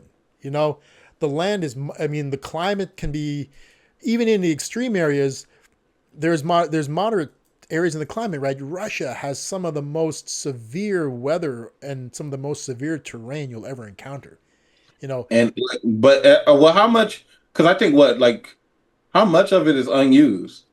I don't even know. A big chunk of it. I mean, it's inhospitable. A lot of it is just not I mean, and it's a country. It's a country so big without a lot of infrastructure. Okay, and see the reason, and that is, you know, that's the fault of communism. Right? Why does America have so many? I mean, that's the crazy part. Why is America? Why do we have such good road systems? Right? Like, considering our land mass, we're really well connected. We have good road systems. Very connected. Because you know, there's profit in that, right? It wasn't, the government built it, right, to help support commerce. Yeah. If we couldn't get stuff on the road, how we can't get stuff on the road, it wouldn't be no America. Yeah, I mean, like, the government invested money to create this infrastructure, but money is generated by the commerce that opens up because of it, right? Russia, communist. The government pays for all of it, but no money gets generated because of it. Think about that. You connect all the cities, but there's no actual like, you know, stores don't exist. The government provides you all your food, all of your clothing, and the government has to provide it to you, and there's no taxes. No reason for trade. Because there's no income to tax. Well, yeah, that's your fault. Right? A doctor makes the same salary as a janitor in Russia. Yeah. The old Russia, I mean, like the old day Russia. I mean, real communist Russia. Okay, different now. Right? So it's weird if you really think about it, how everything came down. But the world, in a way, of course, being civilized is good, right? I mean, you can't just, if we were truly back in like the Might is Right era of things, you know, you could just run around and claim people, right? Slavery was everywhere. The whole world was running on slavery. I mean, like way back then, you just walk around and you take whatever you want, right? It's kind of like, like canine mentality. You pee on it, it's yours. Yeah. We'd be walking around, hey, look at Ferrari. Pee on a Ferrari. Yeah. Or, I mean, shoot, pretty much the way Russia's doing it is like, oh, I'm going to bomb all of it and now it's mine. Yeah. I mean, Russia was kind of banking on no one would step up. That's what they were kind of banking on. Man, this thing been going on 3 years. It ain't about to stop. It's now we're coming back to that whole ride or die thing. See, like that's the mentality. Russia, I really think that Putin did it, thinking that no one was going to step up for them, right? And somebody did. He threatened everybody with nuclear. He threatened everybody with nuclear retaliation. Yeah, but Putin's attitude. Here's the problem, though. See, like I said before, like you do things, and remember, there's that pettiness, and then there's that refusal to back down. Yeah. You know, he thought that no one was going to step up. He thought that no one was going to take their side. He thought he'd just roll over them, right, and take it. And the world community was against it. And rather than listening to reason, saying, "Oh, really? This is not what the world will accept," and backing down, he just doubled down on it, right? He was refusing to back down, right? Like, fuck it. Oh, y'all want to fight? Let's fight. Yeah, that's the attitude, right? That's that pettiness. That's the. But that's the thing that because for me, right, and it's sad because it's like I'll probably be like one of the few that think this way. I'm like, who the fuck? I understand you the president, but nigga, I didn't want to take over Ukraine. We was doing good. Like, we doing good without Ukraine. Why do we have to go do this? And people are dying because of this. You know what I'm saying? So it's like, which brings up questions. I mean, it brings up questions. I mean, like, could there be, and now we're going conspiracy, could there be a reason they need Ukraine? I mean, are they running out of something that they need to? I think so. I mean, why did you need these minerals that bad? Because I heard a whole bunch of scenarios why they needed it. Because I think it was something where they were saying like Ukraine was like a strategic part to the original USSR because it made it harder. It made it more harder for you to get all the way to the Moscow. Okay. Now with Ukraine, you can get straight on Moscow. You know what I'm saying? Like it's nothing to really block it. So I remember that was a key. That was one thing that I heard. But now that you brought it up, it got to be over the minerals. It got to be over because it's like, why would you? Like you dedicated all these resources. People are dying. Like that's the big thing about it. People are dying. That's why I don't agree with it because it's like how can one man send hundreds of thousands of people to die over like. You know what I'm saying? Well, and the funny thing is this. I mean, this sounds terrible, but at least give some sort of reason, right? Like, okay, so remember there's no reason. There's no reason to kill people. Okay, so when we rolled in to take out Saddam Hussein, right? There was no reason to do that shit. Well, we made up one, right? Made up a reason. See, that's the thing. See, at least Russia could make up something that kind of holds water for a little bit, but they're not even doing that. They're not even doing that. They're just doing it. Yeah. So you got to wonder about them. See, the whole idea of them taking it because of its strategic placement to keep them safe makes no sense, right? It doesn't. Because in this world... What are you trying to be safe from? Yeah, that's the thing. In this world currently, the only aggressive country that would do something like that is them. Right? Yeah, nobody was thinking about them. Like nobody in their right mind. And this is the funny thing about Russia as a whole. It's one of those axioms. You should never enter into a land war in Russia. No one will ever win it. It's such a vast country, and two of the world's most ambitious military leaders have tried this, and they both got their asses beat because of it. Yeah. Going after Russia has been the downfall of two of the... Napoleon Bonaparte tried to go into Russia, and he got his ass... I mean, going across that huge landmass to make it in there, you don't want to do that, ever. Because and then Hitler did it too. Yeah, and they both tried, and they got their asses kicked. That's why, I mean, just wrong. Bad idea, right? No one wants to invade Russia. And as we said earlier... We're living in a civilized world now. No one's going to do it anyway. I mean, like, I think at this point, the only two countries that are looking to conquer anything, and I don't take North Korea seriously at all. That's North Korea is a joke. Okay, I don't take it. Maybe they're nuclear, right? I only take him seriously because he has nuclear weapons and he be shooting the shit off. That's the one thing, right? But I don't think that they don't have the manpower to wage a conventional war. They couldn't invade anybody. He'll hit somebody with one nuclear weapon and it's over. Yeah, that's the only thing he's got. Okay, so they're not invading anybody. Okay, because they haven't got the resources to invade anybody. So I think that's why we can just ignore them. They're a Looney Tunes country that can do stupid stuff with their nukes, right? But as far as them taking over another country, it ain't gonna happen. The only two people right now who are actively trying to do three actually. Only three places where this is happening is China, Taiwan. Yeah. Okay, that's one. Russia, Ukraine. Israel and Palestine. And that one. Yeah. I mean, there's stuff going on with India and Pakistan. Okay, yeah, that's another. Yeah, that's true. That's a fourth. Yeah, India, Pakistan. Because, there used to be one. Oh, I didn't know that. Yeah. England made them two. Oh. And then one had became Hindu and another one became Muslim. I don't know I think they were always divided along religious lines. Oh, okay. But prior to English rule, they were all one large country. Really? Yeah. Oh, never knew that one. Yeah. Yeah, I mean And what's crazy is out of the 4 hotspots in the world right now, 2 of them are England's fault. Yeah, definitely. See, England when they dropped their empire and they pulled out and said bye, they left a bunch of crap behind. Yeah. The India-Pakistan thing, that's all England's doing. That's England and Israel, that's them too. That's totally England, and they're still backing the shit. That's them too. And it's funny because it's like it came so far. It's not like they can just pack the shit up and just go. They got to fight it out. Yeah, see, I can see why Israel has to fight it out. I mean, like, because they got nowhere else to go. I mean, like, it's where else are they gonna go? What else? I mean, like, they're there. What are they gonna do now, right? That's actually one of the arguments.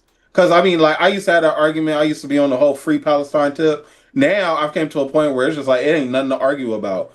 Yeah, some people, you want them to stop and just pack up and leave. That's just not about to happen. Yeah, I mean the way I mean the thing about it, it's one of those scenarios where, as you would say, it is what it is. I mean, like, it is what it is. You got to find a way. You got to find a way to coexist there.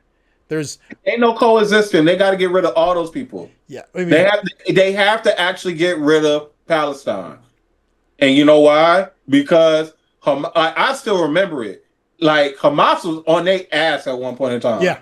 Like when I remember they Israel begged them to stop with the rocket attacks.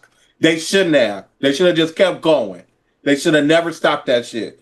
Because look what happened. Every time they stopped, Israel encroached on them a little bit more. Mm-hmm. If they would have just kept going and never said we was gonna do no peace and just fought the shit out, we wouldn't be looking at this as no genocide. We would look at it as just a war. A war, yeah. But it is what it is. Well, see, yeah, the thing that's problematic there. See, now, where that and India, Pakistan have parallels, is that there's a religion involved there. Super religion. Okay, with both of them, right? Yeah. So there's no rational winning there. Ain't no winning. Because both sides are coming. I mean, what drives both sides is inflexible. Right? That's the problem. Okay, Taiwan and China. That's got nothing. I mean, that's just Taiwan. I mean, that's just China wanting to eliminate. I mean, I don't even know what that is anymore. I mean, because I've heard several instances, like, of course, they feel like it, like, until we just had this conversation, I felt like their claim was a little bit valid. Okay, it used to be a part of their territory.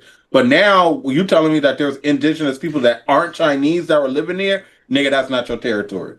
But, like, another reason why I knew that they're trying to get rid of Taiwan just in general is because the ties to America, and like, I think it was something like a blockade is easier to happen in China because all the islands that surround them, you have Japan, you have Taiwan, then you have the Philippines, you have all these islands that are U.S. backed that are around you, to where if there's a blockade had to come, it's easy to block you in. Well, actually, it's easy to stop you from trade. I think Taiwan, it's really just for me, I think Taiwan is really just a grudge match, right? You think it's a grudge match? Well, the thing is this. I mean, like, China.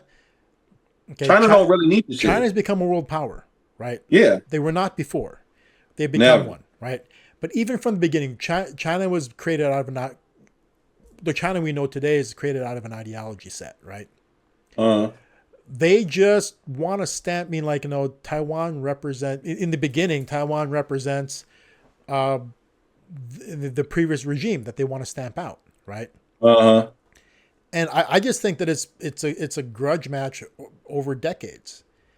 I mean, does China really need that land? No. I mean, like, what resources does it really have? I don't think anything. They don't have no type of resources. Yeah. They just manufacture these chips. That's it. That they could manufacture anywhere, right? They could manufacture. Like, I look at it as like, if it's that fucking serious, instead of going to war, just move Taiwan over here to America. I don't give a fuck. Give them fucking Give them Utah or something. Well, give them Wyoming. Taiwan is kind of like China's Israel, right? Right. Think about it. I mean, like, they just a country that suddenly sprung up, and that the people, Taiwan is Taiwan. Ain't no China. Yeah, the people who created the Republic of Taiwan, Republic of China, they the island, and it was called Formosa before. The island of Formosa was there, right? And it was Chinese territory. It was, okay, so it was part of China before, right? Right. But it wasn't occupied, right? It was nothing. Yeah. Right. They went. And they so occupied they it. They fled. turned it into something. They fled to some backwater, right?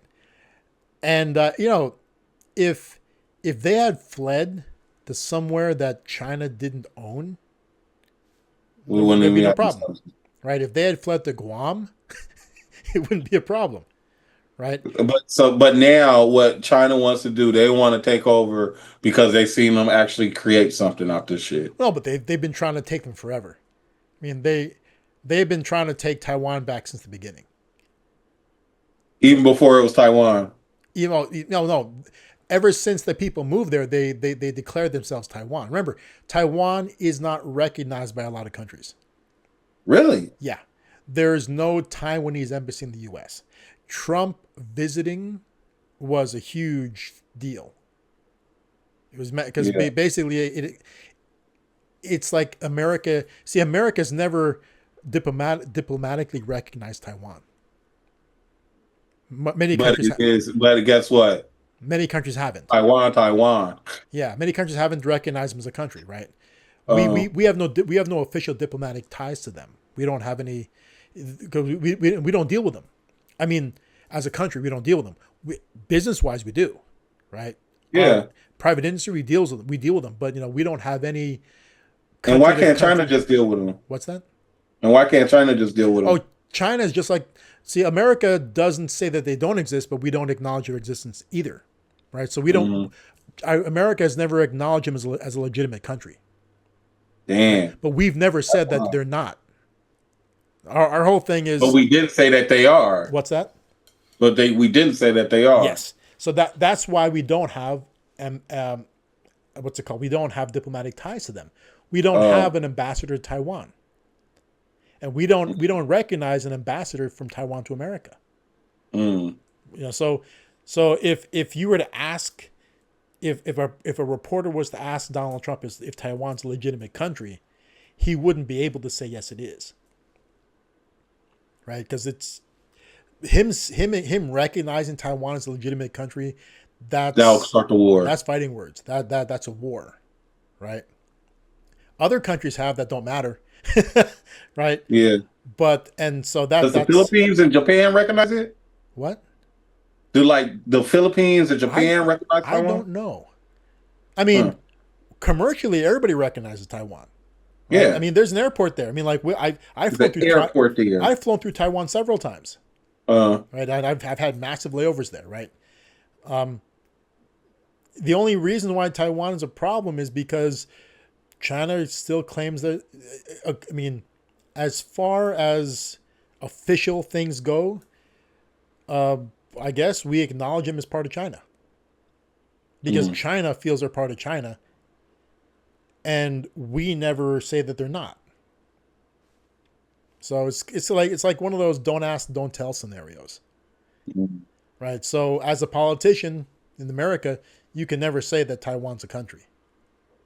Even if you believe it, you can't say it because as a representative of the government, you're speaking for the government. You can't say it. Yeah, that's crazy. I mean, because I get it. I respect Trump because I that's something I would think Trump would just be like, "Hey, Taiwan, and let's fight over it." As far as I know, he visited Taiwan. I think I know Nancy Pelosi did. I don't remember. Did he visit Taiwan? Somebody look that up because that was a really bold move. Either he visited Taiwan or Taiwan diplomats visited the U.S. One of the two happened. And it was crazy. Either he visited or somebody from the government visited officially. Okay. But yeah, which is a major thing. They never acknowledged that it was a country. It was not an official state visit. Mm-hmm. But it's a message. It's a pretty strong message, right? That's I get it. I respect the message, but yeah, it's crazy. I mean, the world's there's a couple volatile spots. I mean, the U.S. At this point is messing with everybody. Yeah. I mean, and agree. I mean, here's the funny thing, and I always when things are. Oh, Quentin, did you find out? It says Donald Trump did not visit Taiwan during his presidency. However, 2 senior cabinet members of his administration did. Okay, there we go. Yeah, and that was controversial. Okay. Yeah, I know Nancy Pelosi went, and she was not supposed to do that. Yeah, it's not supposed to be there. So I mean, like, okay, so what we're saying, okay, so the U.S. going out there and basically, we're stirring we're shaking things up. We're stirring the pot. Okay. I remember being in the Philippines for the revolution, right? So there's been a few, and one happened while this is going to sound weird. I enjoy the extreme situations. Like when I was in the Philippines and there was a revolution, things were completely up in the air, right?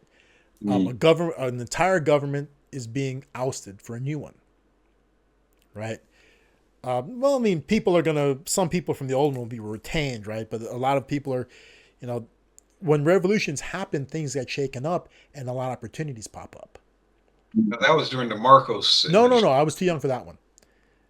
The Marcos Revolution, my dad was involved. I mean, my dad had a newspaper during that time. My dad was publishing the first paper here, the first Filipino weekly, I think it was. And so he was a publisher backing the opposition, right?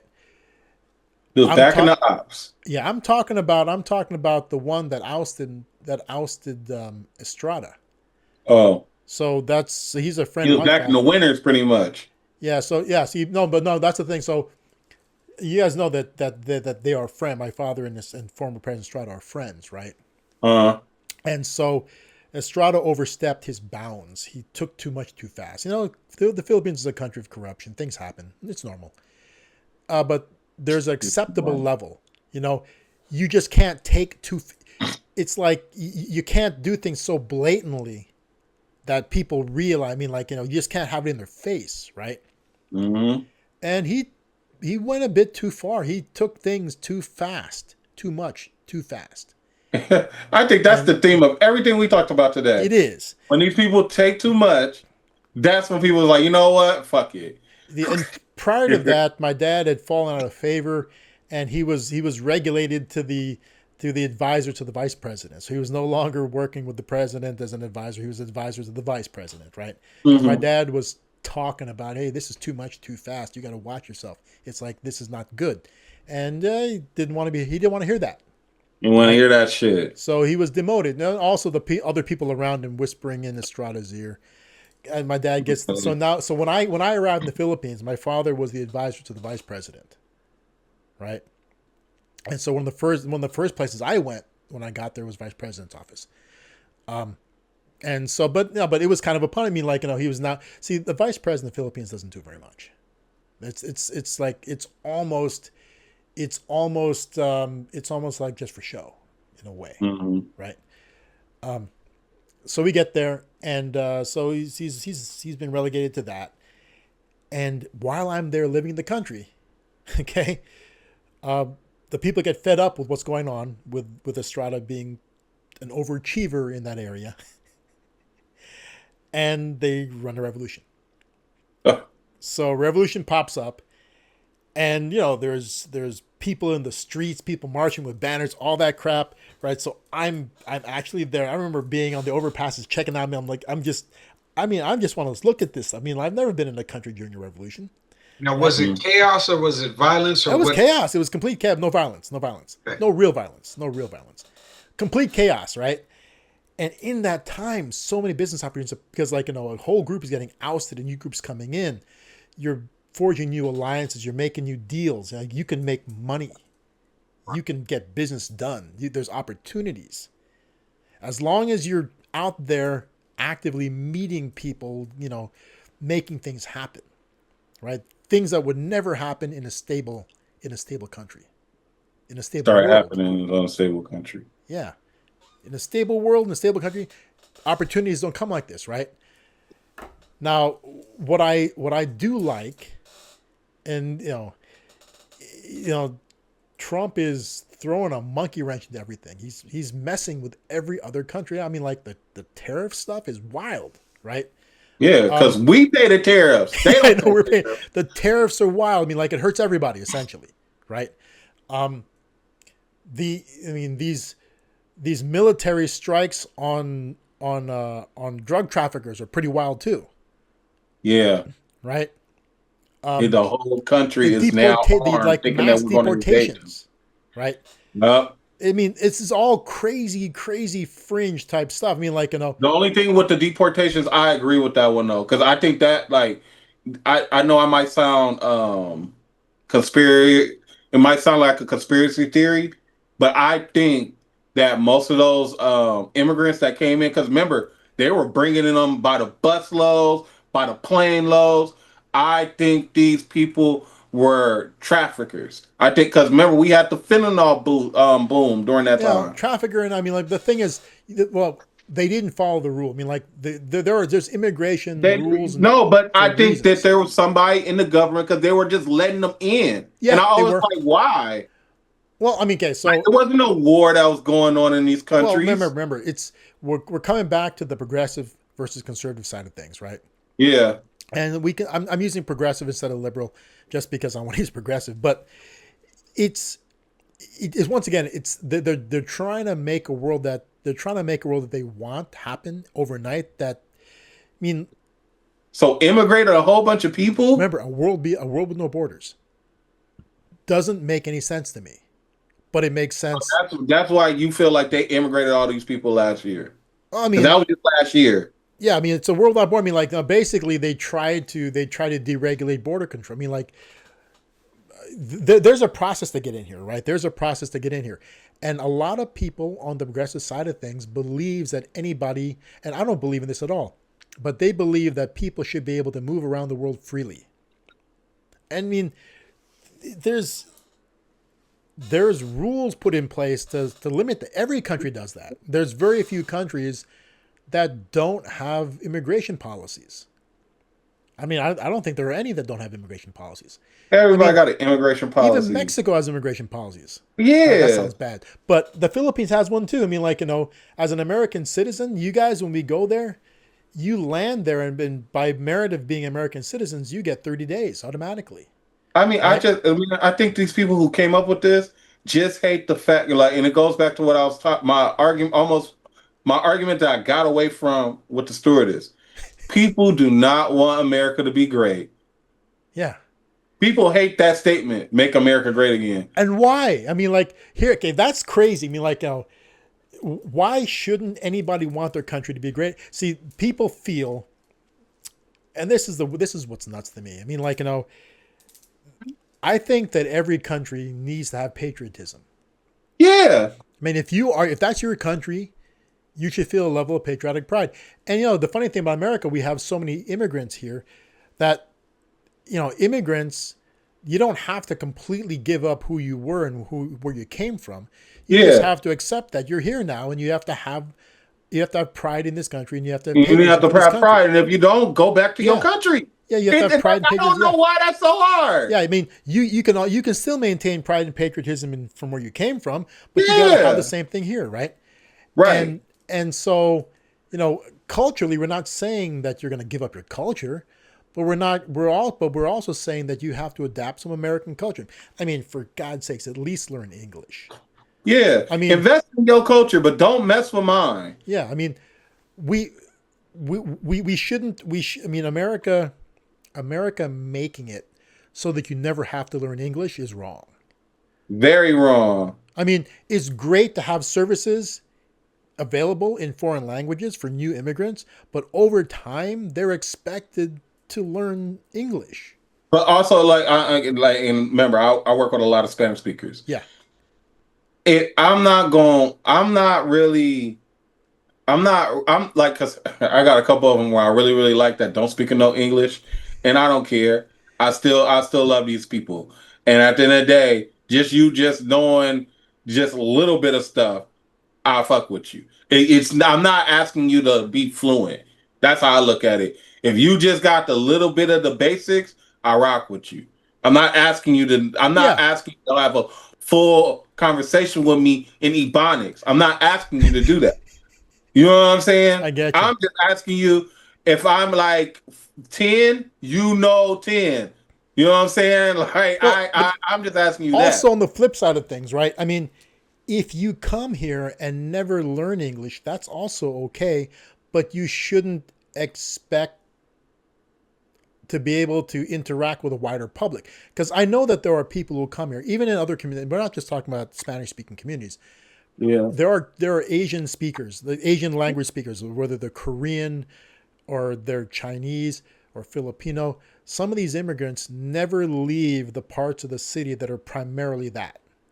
Right? Yeah. I've seen a lot of Chinese immigrants. So if you go to the really big dim sum places in Monterey Park, a lot of the servers don't speak a lick of English, not a word. I mean, Okay. like, And you know what? You make that part of that city great. yeah, I mean, but they never leave it. They are resigned to the fact that they will never leave the borders of this place, and they will never go to the businesses in this place that don't speak Chinese. That's they're limiting themselves, and they're okay with that, right? And hey, and you That's know their what? life right now. They I'm okay live in with it a too. they live in a 20 block radius, right? That's their entire life, okay? Yeah. And they can get by that way in that area. But you don't find those people going other places and demanding that we We speak speak their English. Mandarin to them. They don't do that, right? No. And and when they do go to places that they have to be that don't speak their language, they're making every effort to. They don't expect anybody to speak to them in their language. They're trying to make every effort to communicate without their language. They're trying real hard to communicate with English speakers, True. right?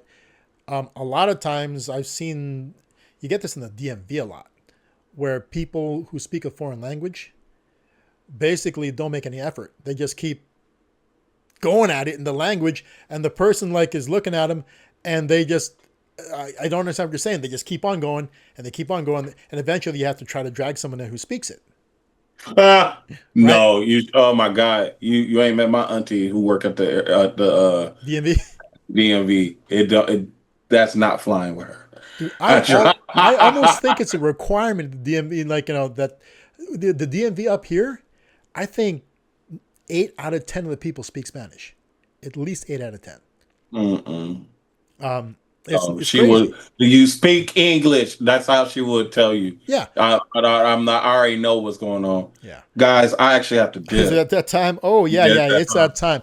We had a really robust conversation today. It was pretty fun, but yeah, we can see where things are going. We talk a good talk. Yeah. So anything concluding? What do we? I mean, we can agree. I mean, we agree upon some things, disagree upon others, but we can agree upon one thing: we're Americans, right? And I think this is the greatest country in the world. Okay. I think it is too. And I mean, like there have been times where things have been better in certain areas. I mean, but make it great again. But it's already great as it is. But it could be greater, right? You can definitely. It can always be better. Yeah. But guess what? We ain't at war right now. Shit. You can if you ain't got no money, you can get unemployment. You Hmm. know what I'm saying? Like you can get an EBT card. Man, come on, man. We living in a land of milk Yeah. and honey. All you gotta do is go out here and work a little bit. And And you'll be straight. even those without, those in America without need to look at other countries and how their people who have nothing have to deal with things. Exactly. You mean like not to say that homeless people in America have it easy compared to other countries. Oh yeah. Even though I wouldn't say they have it easy over. Easier. As a world, but compared to what they could be doing in foreign play, it's incredible, It is. right? I mean, they have it better than people who were homed in other countries. I've seen people living in conditions in foreign countries who own them, who live in worse conditions than people who are homeless here. No running water. No stove. But anyway, there we go. We are concluding another session. We'll sign off tonight. Say good night. I am Armand. Your boy Ray Lowe. It's good, man. I'll see y'all next time. Q Tatum, the artist. I'll catch you on the run. Awesome, guys. Have a good night. All right. Thank you.